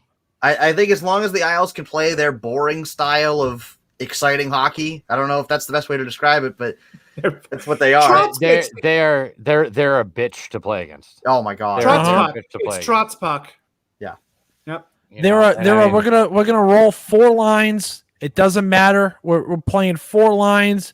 Their defensemen are gonna hit you every chance you have. Every time you get a chance to touch the puck, they're coming in. They're gonna bump you. And that's what they want to do. They want to grind you down. They want to make you pay for any time you put a stick on a puck. Yeah. That's it. And that's how Trotz is operated. That's how Trotz operated. Oh, we've lost Cam and Connor's His video. camera died. I guess so we will just take care of that. We'll let them take care of that. Connor's getting himself a beverage, so we'll just But anyway, Trotz has always had that playing style. Even going back to when he was down in DC, it was the same. It was the same way. I mean, are we really that surprised that that's how Barry Trotz operates his teams? No. I mean, but I mean that trickles so far down because I mean, again, from the minor league level for years, you talk to guys in the penalty box, and you're like, oh, where are you playing next? Bridgeport. Oh, they're in last place. Oh. Don't act like they're in last place. They are a bitch to play again. And those were the teams that had Ryan Pulak and Pellick and Anders Cole and Anders Lee in the early day. Yeah. Yeah. I mean, so they are a top to bottom down their system, down their organization, a compliment, a bitch to play against, and that's how they pride themselves on. Yeah. Mm-hmm. And they've built a top down team of. I think they're very similar to how the Bruins have built their team. Mm-hmm. Bitch to play against, 100 miles an hour in the bottom 6. Just like you have to earn every inch of ice. Defensively sound. I think Lou Lamoriello still knows what he's doing over there. Oh, absolutely, 100%. Yeah. Steve, you shuffling through some notes there? I never throw anything away, so I was looking for one of those old Bridgeport rosters. This is this is my game sheets from like every game that I do. So like this is 2017. This was the whole season. But anyway, Thunderbirds Providence, and I don't throw anything away. Funny I picked this one out. Starting goaltender for Providence on October 20th, 2017 was Jordan Binnington. Yep. Yeah, when he was on loan. Grizzly, Clifton, Senishin, Lozon. Jacob Forsbacka Carlson. Anybody remember that guy? He's still in the organization, still overseas somewhere. Yeah. I mean, he came to BU and was supposed to. Well, you know why he went back over there, right? He's family issues. Was it really? Oh, I didn't know. Yeah, it was his father. His father was very sick. Oh, terrible. Yeah. Oh, jeez. But anyway, yeah. He was also doomed by having the Matt Grizzlick coming out and saying, "Oh, he reminds me a lot of Bergeron," and then the Boston media being like, "Oh, yeah, I do. I do remember that. Yeah, these Islanders. Like, I would rather take on Pittsburgh. I think because the Islanders play a style of hockey that the Bruins for years and years have struggled with. I mean, they play the same style as the Blues. They play the same style as the Caps, minus the star power. They don't have Ovechkin, but they just want to smash you and be more physical and get to loose pucks and play grimy hockey and score dirty goals and beat you 2-1. Yeah, the Islanders legitimately do have 4 lines of guys that can all put the puck in the back of the net. Yep. Yeah. Connor doesn't want me talking about the Islanders because of the Matt Barzal deal. Yeah, I'm still sour Every about that time, too. every time, time. every time DeBrusque goes on a bit of a cold streak, I'm like, oh, where's Barzal? my favorite thing. That's a game to play that'll make you sick. Yeah, That makes you mad. and my favorite thing that you do is if DeBrusque like has a crappy play or something, you just be like, "Oh, nice play, Barzal." Man, come on. Oh boy, But, We had a lot of that this year too. Yeah. But it's not N'Keal Harry's fault the Patriots drafted him over DK Metcalf. I agree. Yeah, it's You true. know what I mean? It's like, Yep. Yeah. So Can't put it on DeBrusque. yeah. Stanishin, I understand. Senishin was the reach. Yes. He had first round still tools. like him, He had but- first round tools, but the toolbox was left out in the rain, and it was actually cardboard. Rusted over. I like Sanderson, but yeah, it's running out of time. oh boy. So Steve, Yeah, all right, I think he's gone next year for sure. we gotta ask you here. All-star. We gotta ask you here. What's one song in the warm up mix tomorrow that's gonna make you want to jump over the front row of the or the jump over the top of that balcony?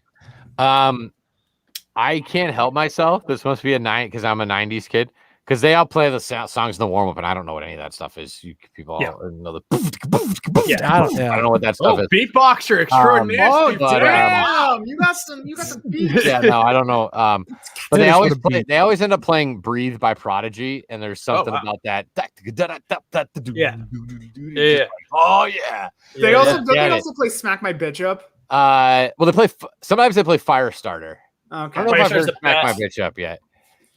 Usually because, then it gets to the chorus and you got to like drop out and go to something else. But yeah, "Breathe" by Prodigy always does. I think it's like beginning of the second period. That one always gets me fired up. I always think of Ty Anderson when they play "Crazy Train." 'cause Crazy he Train. absolutely He hates song. that. But and I'll tell Why you does what. Ty Anderson hate Crazy Train? Oh, I hate crazy. I don't know. I have no idea, but I just know he absolutely outright hates it. I think it's partially because they use it at the start of every Bruins game and every Patriots game. That's literally what the Patriots come out to. That's absolutely fair. I Okay. miss when they played the game by Motorhead. Motorhead. Yeah. Triple H is- That was the best. They whoever did the warm up music, I think in the mid teens, basically had WWE the music on cue. Hell yeah. Nothing wrong with that. I mean, I even like remember. in the beginning of Welcome to the Jungle, like all I think about is Adam Vinatieri ready to kick off. Yeah. Like, as soon as I hear that, I'm like, Adam Yeah, Vinatieri, let's go. ready to go. Gil Santos, the teams head back Yeah, upfield with the score 13-10 Patriots on the WBCN Patriots Rock Radio Network. Best voice ever. The best. I remember. Golden Pipes. What was it, Oh, yeah. 2018 playoffs against the Leafs. The Bruins skated out to the Yodel remix from that. Oh, in the warm up. Oh, the kid, yeah. Yeah. They used Well, I that mean, for I'll warm-up. tell you, I'm on headset with the DJ. I'm on a headset with everybody. I can't even begin to tell you guys how I keep telling people from behind the B, just do a behind the B on the people behind the scenes, not me. Like people who do like video Behind the stuff. behind the B. behind the B, Dude, yeah. I'm telling you, these guys on my headset, guys and girls on my headset are remarkable. But the DJ is the same guy who's done the Red Sox forever, TJ Connolly. Okay. And like he is so on point where Matt was it Wilson had a hit and got thrown out of the game, and he had bye by instinct, like queued up to the chorus. Love it. You know, bye. That's what I try like, to do when I do stuff. you know, and you know, again, 70% of the people don't even make the connection, but the other 30% are like, Let's go. Yeah. well done. very You know, good and that's troll. again as a radio producer, I did that up until we had the was he was like the big major priest in Western Massachusetts, and I had his intro music as Jesus is just all right. I thought that was fine. And then the radio station was like, yeah, don't do that. Probably not a wise idea. No. Well, I mean, Kim, when we talk to Groobs, he was the same kind of way. You know? Yeah. Mm-hmm. You always got to try to find something that fits the situation. I Yeah. feel like that's half the battle. It makes the game a little, you know, the game's so serious. If you can bring a little fun into it in that avenue, I think it's good for everybody. But I mean, you know, you sometimes you have we're going to next whistle's mine. Let me cue up a song, and you have a song ready to go, and then somebody gets hurt. It can't. And now you don't want to play the big, bumping metal somebody number. gets hurt, and then Sabotage by the Beastie Boys comes on. Right. So now you have to find something subtle, and you have to sort of start it out low, and then gradually get it louder. And either that or just be like, Ron, play something. Like, oh my God, I can't tell you how many times it's so great. The whistle blows, and he just goes. I just hear him go, Ron. And Ron goes, it's just like that's great. TJ gets a little flustered. Shit, Ron! Right. All right, fellas. Well, Steve, we appreciate you taking some time out of your evening to join us here. Best of luck tomorrow night. Let's have some fun. Andrew, again, appreciate you joining us here. We got 30 minutes left. This live stream is not over. We got one more guest set to join us here, but Steve, Andrew, thanks for a fun night here tonight. We're definitely going to be doing this again soon, and we'll have you guys both back on. And thanks for having us. With that in mind, we'll let these two gentlemen head out on their way, and we will get set to bring on our third and final guest. Our last guest is set. Bring them on right now. Here we go. Our last guest of the evening is Titletown takes on night number 4 of the NHL playoffs. Shukri. I'm sorry. Okay. I wanted to make sure. There we go. Messing up the name. I was looking at it. I was pronouncing it. I looked at it. Okay. This dude. Sports radio host for Pacifica Radio. He's gone. He was just like that. I was here. I didn't press any button at all. All right, no, we're good. We're good. He pronounced his name wrong. He's like, I'm out of here. We're good. It's all good. Don't worry about it. Sports radio host for Pacifica Radio Network, as well as 91.5 FM WMFO for Tufts Student and Community Radio, as well as 100.1 FM WBRS for the Brandeis Student Radio, and the host of the Shukri Writes podcast. Man, we appreciate you joining us here, and we've been asking Andrew and Steve Forney. We had the public address announcer for our Boston Bruins on. What were your thoughts for games 1 and 2 down in DC? First and foremost, I want to start by saying thank you for having me on this evening, gentlemen. And as far as thoughts are concerned, you want to talk about a Jekyll and Hyde first 2 games of a series that Bruins, man. That's the Bruins. We honestly thought going into the series that this was going to be a series in which that was going to be even match. It was going to be close contested. Both games have been decided by a goal. But what we did not expect, and we're going to start with game 1. Game 1 was as maddening of a loss and reaction by the fan base as I can remember in quite some time. Now, I will say this in regards to Tuukka Rask, because listen, we all know, we're all New Englanders, we all know that Tuukka Rask is a polarizing name in this region, especially among the Bruins fan base. Yeah, but that last goal, you have got to find a way to stop that puck. I have made that point. I've made that point on Twitter. You can go, guys. You can go back and look on my Twitter time from Saturday, late Saturday night, early Sunday morning. You gotta find a way to stop that puck. I'm sorry. Yeah. If you are considered to be among the elite goaltenders in the NHL, these are the kind of shots that you have to stop, especially in the postseason. I am sick and tired of the narrative that Tuukka is good, but not great in big moments. That was a moment in which that cannot happen. Now, as far as game 1 is concerned, the loss is not solely on Tuukka Rask. Sorry, Tuukka haters who are watching this live stream right now. It's not on Tuukka. You cannot miss 21 goddamn shots.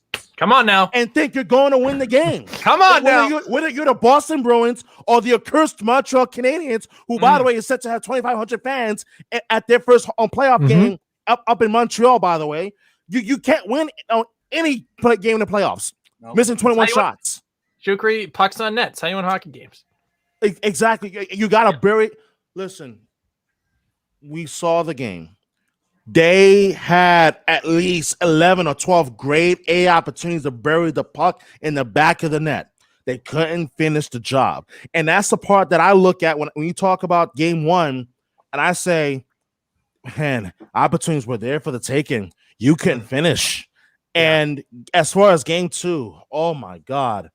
Well, to be honest with you, I honestly thought that halfway in the third, we're about to come back to Boston down 0-2.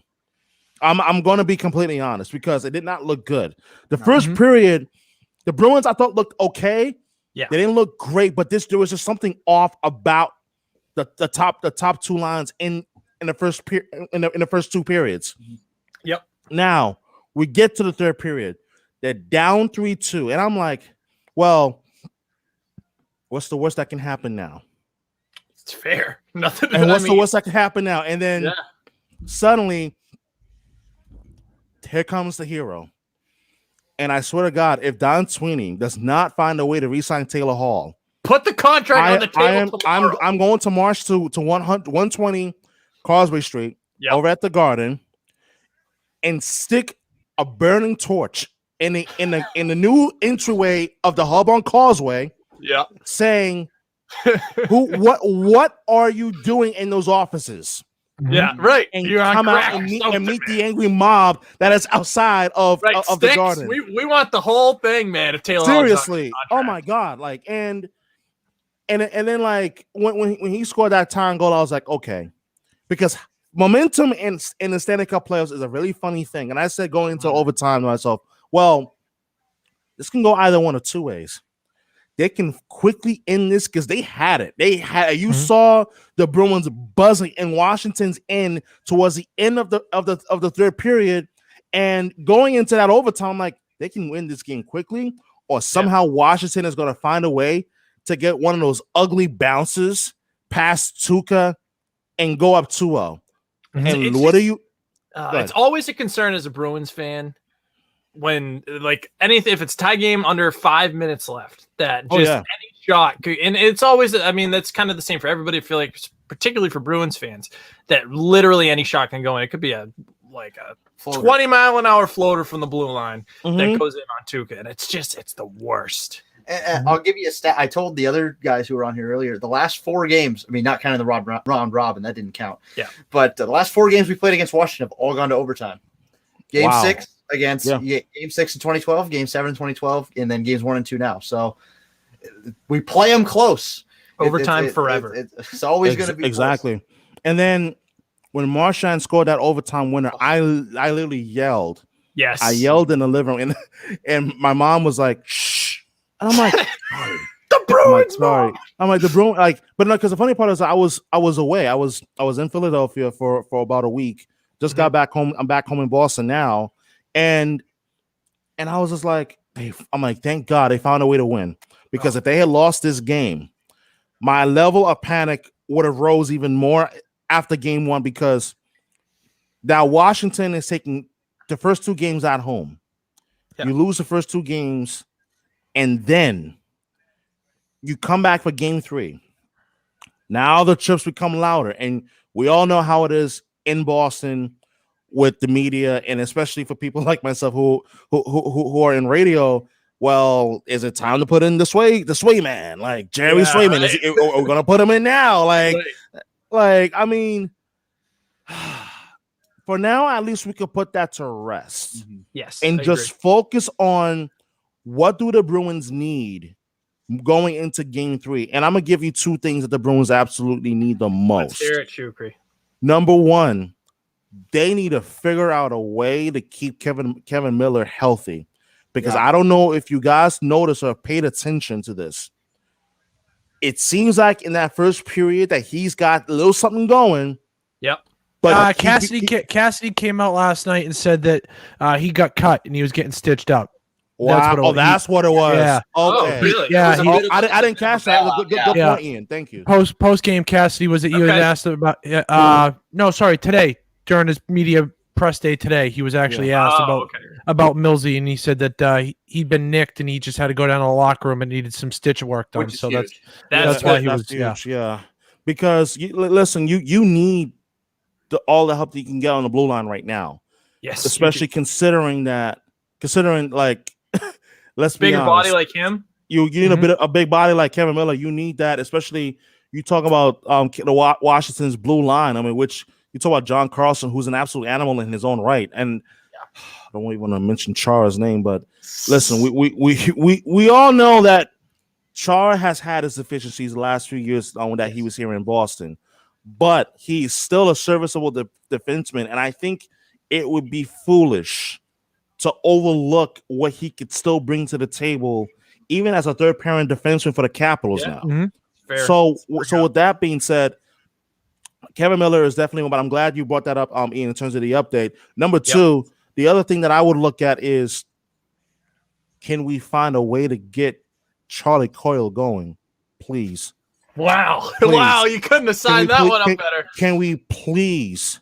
Because I am getting to a point now where I feel like as much crap as we give to Karask, we need to call out Charlie Coyle, because thank you. I feel like I don't see it enough, and I have not heard it enough in terms of the Boston media during this playoff so far. Although it's been very short so far, Charlie Coyle has been more of the invisible man, except that he ain't blue. He's blue because he's goalless. Yeah. But God, like it angers me because oh my God, I've been on the. You would think that a guy who is that size, who's better suited to be a centerman than a winger, but he's been put on the winger side already in this series, and I'm like, dude, we need your offense. Like, can we have the 2019 version of Charlie Coyle right now, please? Thank you. So Shukri, we have a little thing here. When the Donato Coyle trade happened, I'm a Donato fan. Big. I thought he could have been really good here, and I hated the move. And then Coyle, he didn't fit in really well during the regular season. He had 6 points in 26 games, and I'm getting on this guy. I'm like, he's not very good. And then he had a great postseason. So whenever Coyle started to squirt, these two would yell "Suck it, Cam" really loud in my face. And so it continued into the next season. He was really good. He was pretty good last year. The pandemic happened, and he got on Cameo, so these guys got him to say "Suck it, Cam" to me. Charlie Coyle himself. It was the nicest guy ever. He didn't really want to say it, but he did at the end. Yep. And ever since that happened, he's been trashed. It's like it flipped like the off switch. I don't know. Like it's like you invited the unwanted curse. Like, oh, okay, suck it, Cam. No goals for you, like Nazi voice from Seinfeld. Some kind of hex going on, man. The other thing is, we went to a preseason game against Philly. That's true. DeBrusk scored the winner. Yes, he did. And we went to Modern Pastry down in Boston, waiting for the over on Hanover. Yes, sir. Mm-hmm. And we were walking out, and Connor was like, "You know who that is, right?" And it's like. I was like, no, I was. Well, we walked by him, and I was like, "Hey, good game, boys." And Cam was just walking behind me, like just clueless. Tunnel vision. And I was like, "Cam, you know who we just walked by, right?" And he was like, "No." And I was like, "Pasternak and DeBrusk were just right there." And he was like, "What? No way!" And then, like, it was too late; they had already left. And we were walking to the end of the road, and DeBrusk pulls up in his car, and he had a DeBrusk jersey. He's like, "Is that a 7-4 jersey?" And he was like, "Oh yeah." And he's like, "Rock on." And he drove off. And ever since that happened, DeBrusk has been in the tank. So maybe it's just us. Like maybe we're the curse. Maybe like who knows? I don't think it's you guys. I do keep in mind that Pasternak last year received a lot of flack because remember he had that whole thing with with COVID protocol. When he came back, when he came back. You remember that whole thing a year ago? Like so. I can understand. I don't know if this had anything to do with it, but I can understand at that moment he was like, "Nah, I gotta laser focus. I gotta go. Can't break that focus." Ian, he wanted to say something. Oh yeah. Oh no. I just wanted to talk. It was about the Coyle thing. The Coyle thing. I was gonna say we approached him. We asked him to come out and do the whole suck at camp thing, and that just used up all of his juju, and it took it away from the rest of us. Like we could no longer He could no longer go out and actually physically, I you know know, it's suck it been Cam. retired until he scores another Well, big it's like goal you or can't two. say suck at Cam when he scores one goal every 50 games. Right, like it just doesn't work. It's like Right. Doesn't have it's the like same it's power. like Tuca saying, "Oh, Suckerkin Dryden." Ugh. Yeah, Like, right. and yet you choke in the big moments. Like, are you kidding me? Well, like, congratulations, you moron! You look real good right about now. Oh man. Yeah, but it's I feel like we just like you said, Ian, I think we just we used up all of the juju in that one cameo. And it's just, you know what, that's on us. You know, hand up, that's on us. We got to find a way to bring it back. I will say that DeBrusque has been the best bottom six player so far. True. I thought he's played really well. Shocking. Yeah, stunning. Yes. It's Yeah, shocking DeBrusque, man. because Let's see if we can get the other bottom 5 guys going. 16 now. He has 16 playoff goals now. I have no idea how. Because He you know just what's has that- crazy?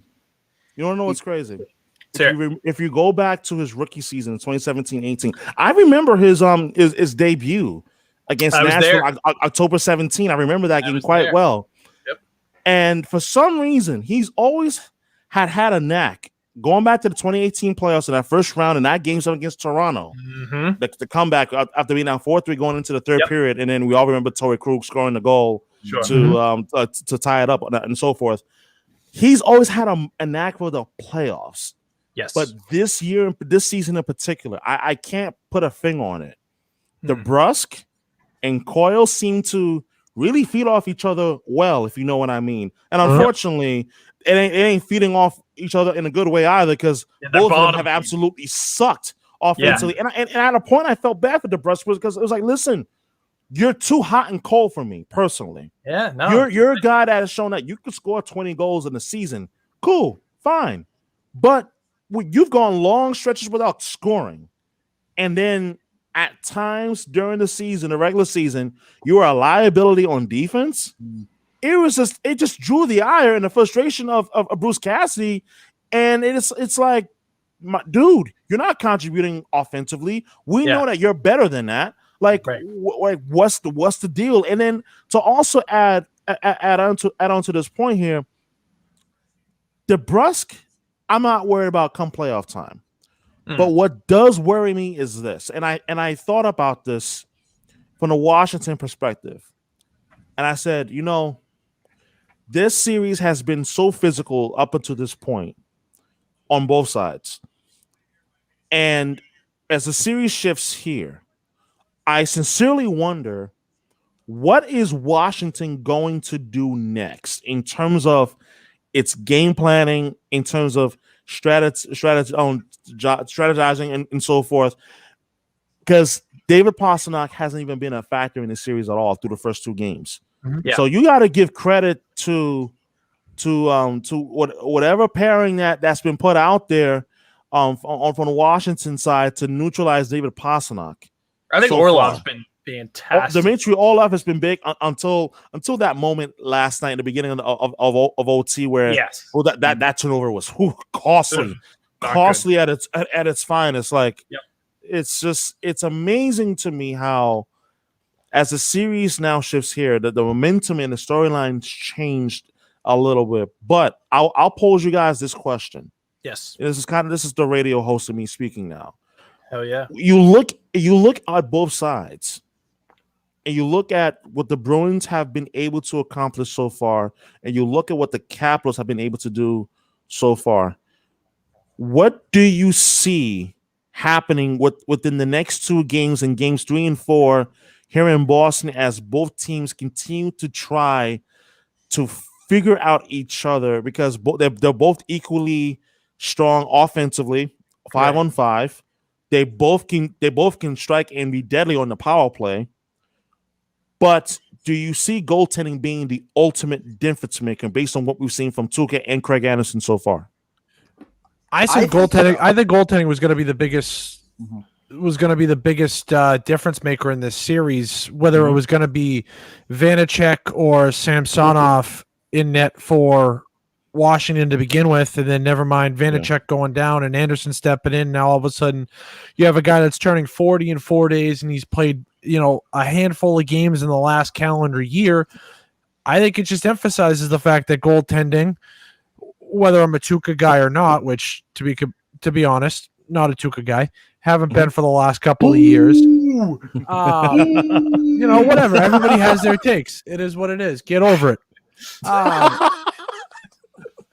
I do still think the Bruins have the advantage in net, and I thought they had the advantage coming in, and they're gonna just have to take care of that and put more, like Connor said, put pucks on net. Pucks on net, go be. And looking at it from the whole shifting back here to Boston thing of it, things change, man. You're coming home. You went on the road and you got a split. Come home and take care of business here. Don't allow Washington to come here and get a split.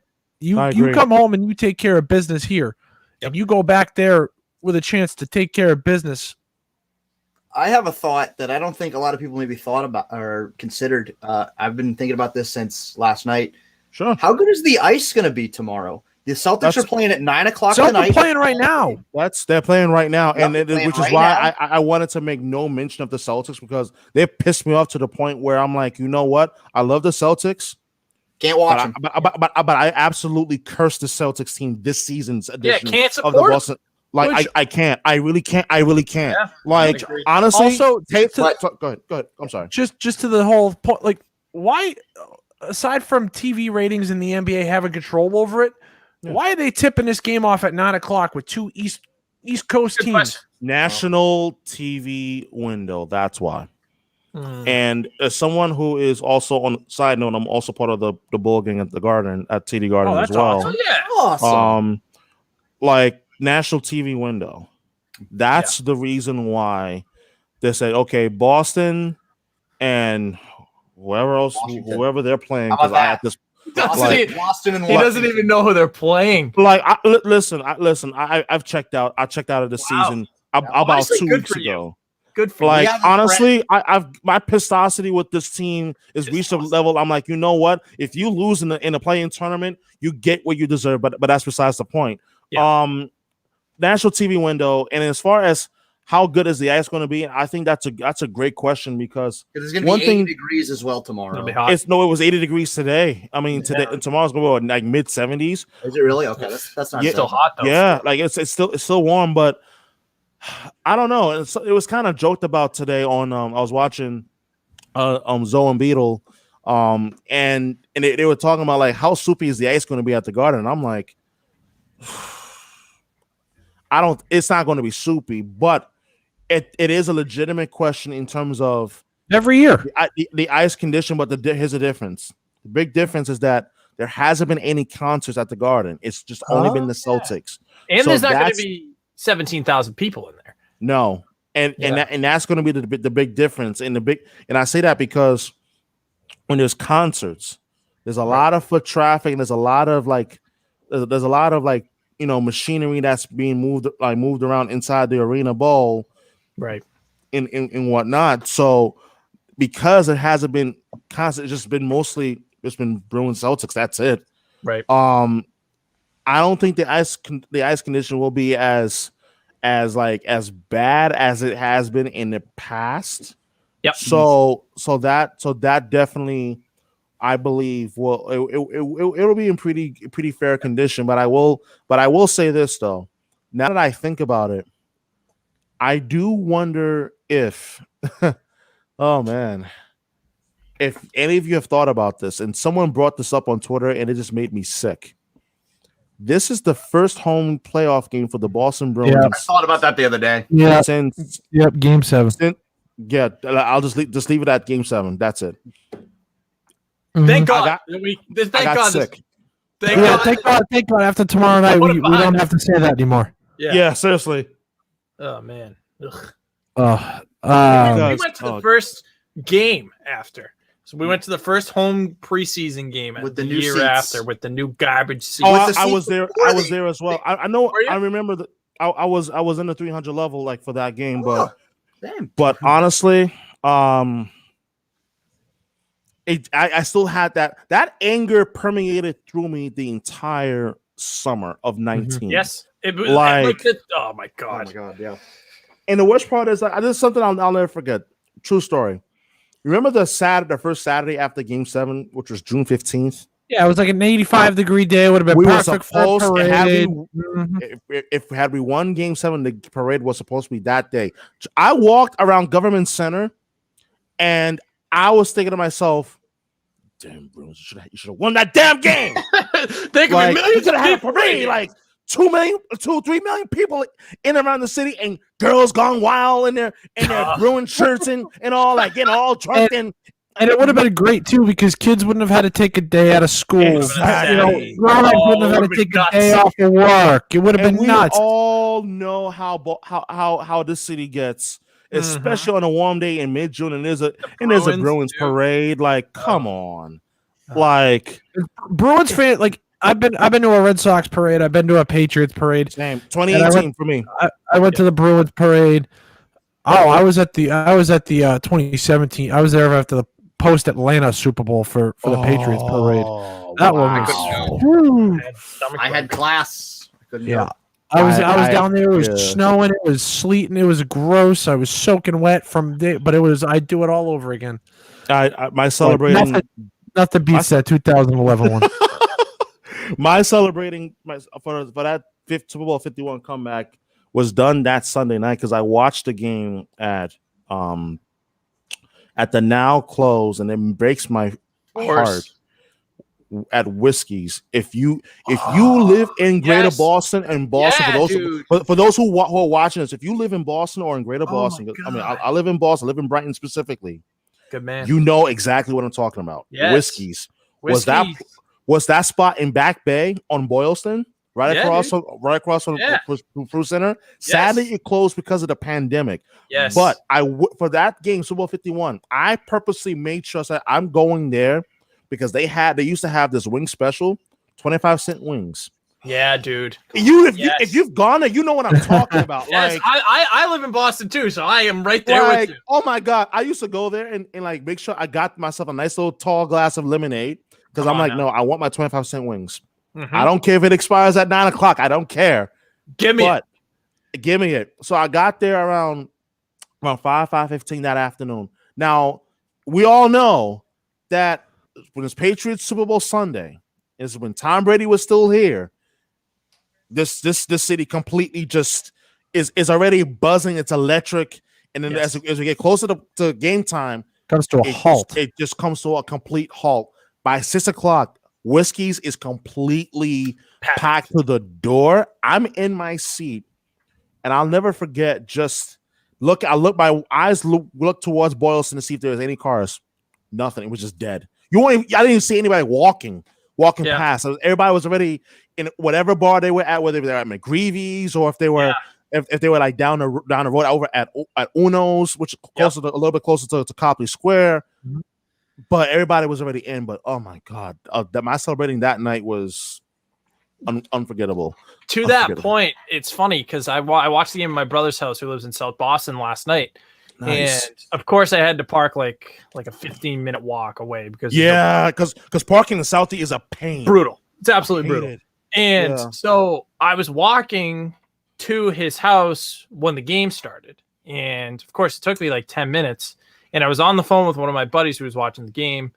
And before he said anything, I heard a big yell from like everyone on the street. And I was like, the Bruins scored. This is the best city in the world. Yeah, you know what that means. That you could be out on the street and just everyone's cheering.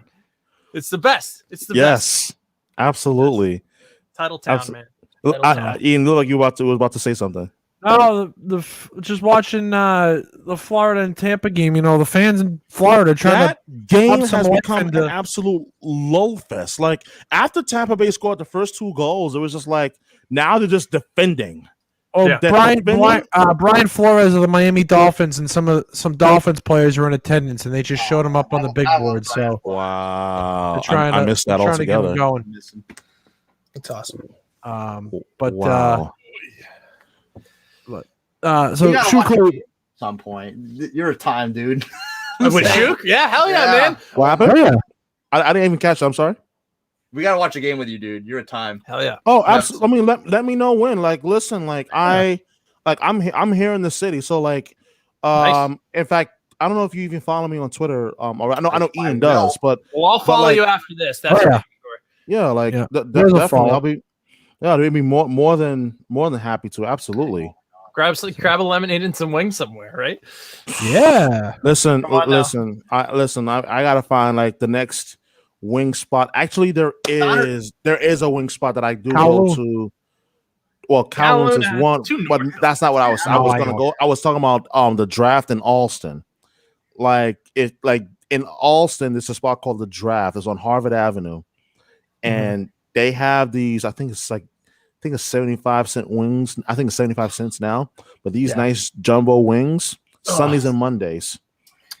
Well, Connor's waiting for Outstanding. halftime pizza to come back. You know what, whatever it is. Shukri? Oh, good point. halftime. That's part of the dream. I'm going to the game tomorrow, and I'll be real disappointed if it's not open because that's my Bruins tradition. You go, you show up like Yeah. an hour early, you get Get yourself a slice, a twirl. Yeah. a large pie, you devour it, and then you go in for warm-ups. It's the best. Or go to Sully's, like, but that they may not open till the 29th. Remember, like everything's reopening on the 29th, and I'm like, Banners is good. That's new. Yeah. Another spot that I like down there, McGann's Pub, is really good.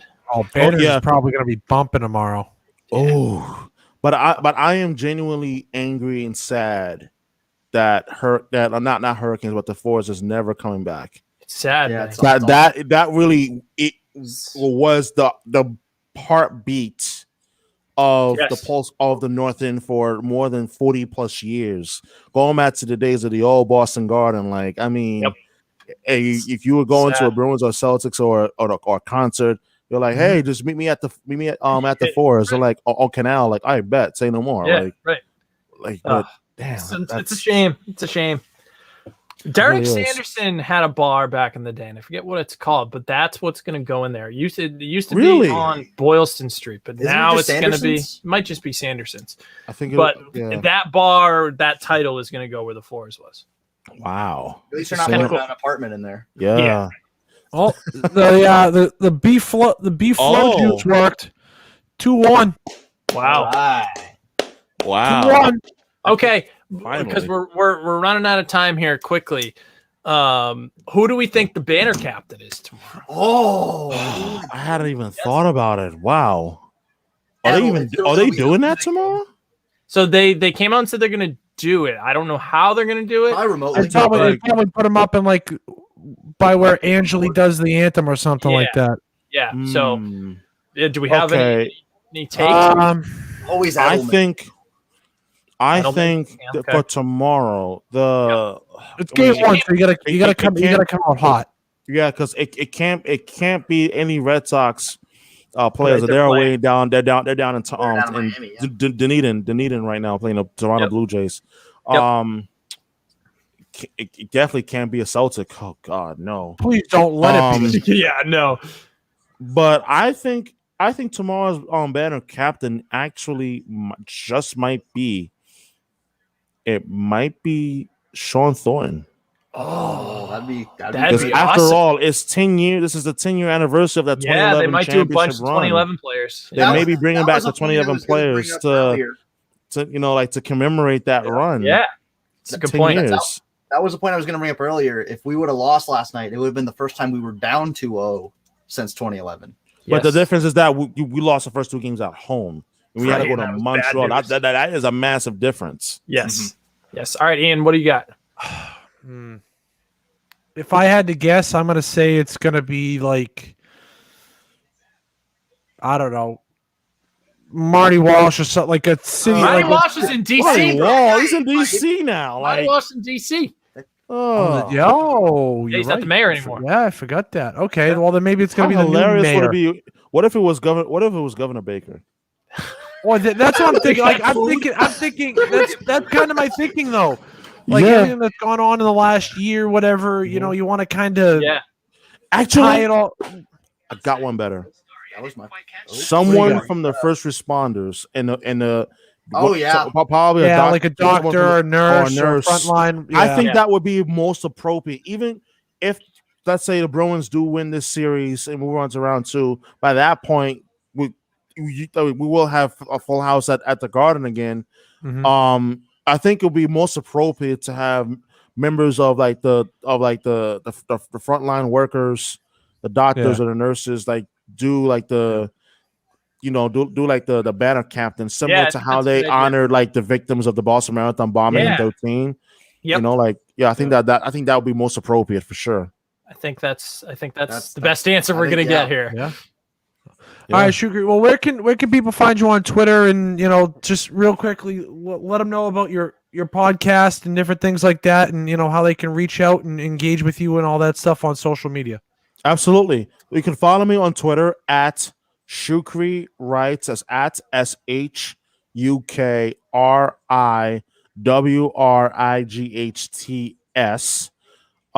You follow me on there. I host the Shukri Writes podcast, which you could find on iHeartRadio as well as anywhere else you get your podcast as well, including Apple, Spotify, et cetera, et cetera. I also have you can watch it as well on YouTube.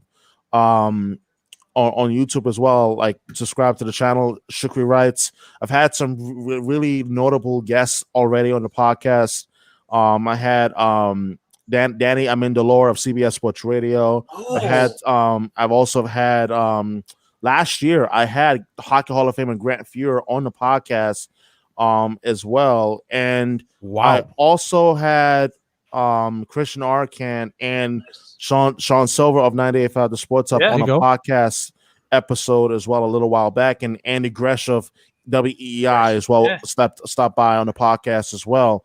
Nice. So like it's a tremendous podcast. It's about sports. We talk about a variety of different topics and so forth. And it's a great listen. If you're interested, subscribe. I have a new episode that should be coming out this week. I have a guest book for tomorrow. Nice. As I slowly begin to bring back both the podcast and the radio show. I did take a bit of a hiatus as I had been dealing with a lot the last couple of months with the passing of my uncle and as well as my stepmother from COVID. A little a little more than a week ago. So I did take a bit of a hiatus, but that is all returning at the beginning of June after I return from vacation. So it's going to be great. A lot of great content coming up. So thank you guys for having me on. I really sincerely absolutely we got some praise and love for you in the group chat, the comments as well. Thank you. We appreciate you taking some time out of your night and joining us here, and we appreciate everybody that's tuned in here tonight on the Titletown Takes on Playoff Hockey Night 4. Again, do go out, subscribe, follow along. Tune into Shukri's podcast. Great stuff coming up over there. Again, you can follow us on Twitter here at Titletown Takes on Twitter at Titletown_takes. You can follow me at Ian Bowe, at Connor Powell 8, and at Cam Urbowitz 32. Follow the channel on YouTube as well for our latest episodes. Again, our latest episode last week, episode 50, featuring a man you saw here in the live stream tonight. The public address announcer for our Boston Bruins, Steve Forney, was here as well. You can check out that episode. We had a great conversation with him. And we got a whole lot more coming up on Titletown Takes in the coming days as well. We're going to have more streams coming your way. But, again, we appreciate everybody that's joined here tonight. In perfect timing, we lost Connor and Cam's video. The camera died. That's fine. It's all good. Audio, though. It's all good, boys. We can hear you. Shukri, we appreciate it. Everybody else, enjoy the rest of the night with the playoff hockey on. 2-1 Tampa. The Pens are up. And we got Minnesota and Vegas in the nightcap. 10 o'clock puck drop coming up soon as well. My name's Ian Beauchene. Everybody else have a fantastic rest of your evening. And most importantly, pucks on net. Go Bees. We'll talk to you guys later. Bye-bye, everyone.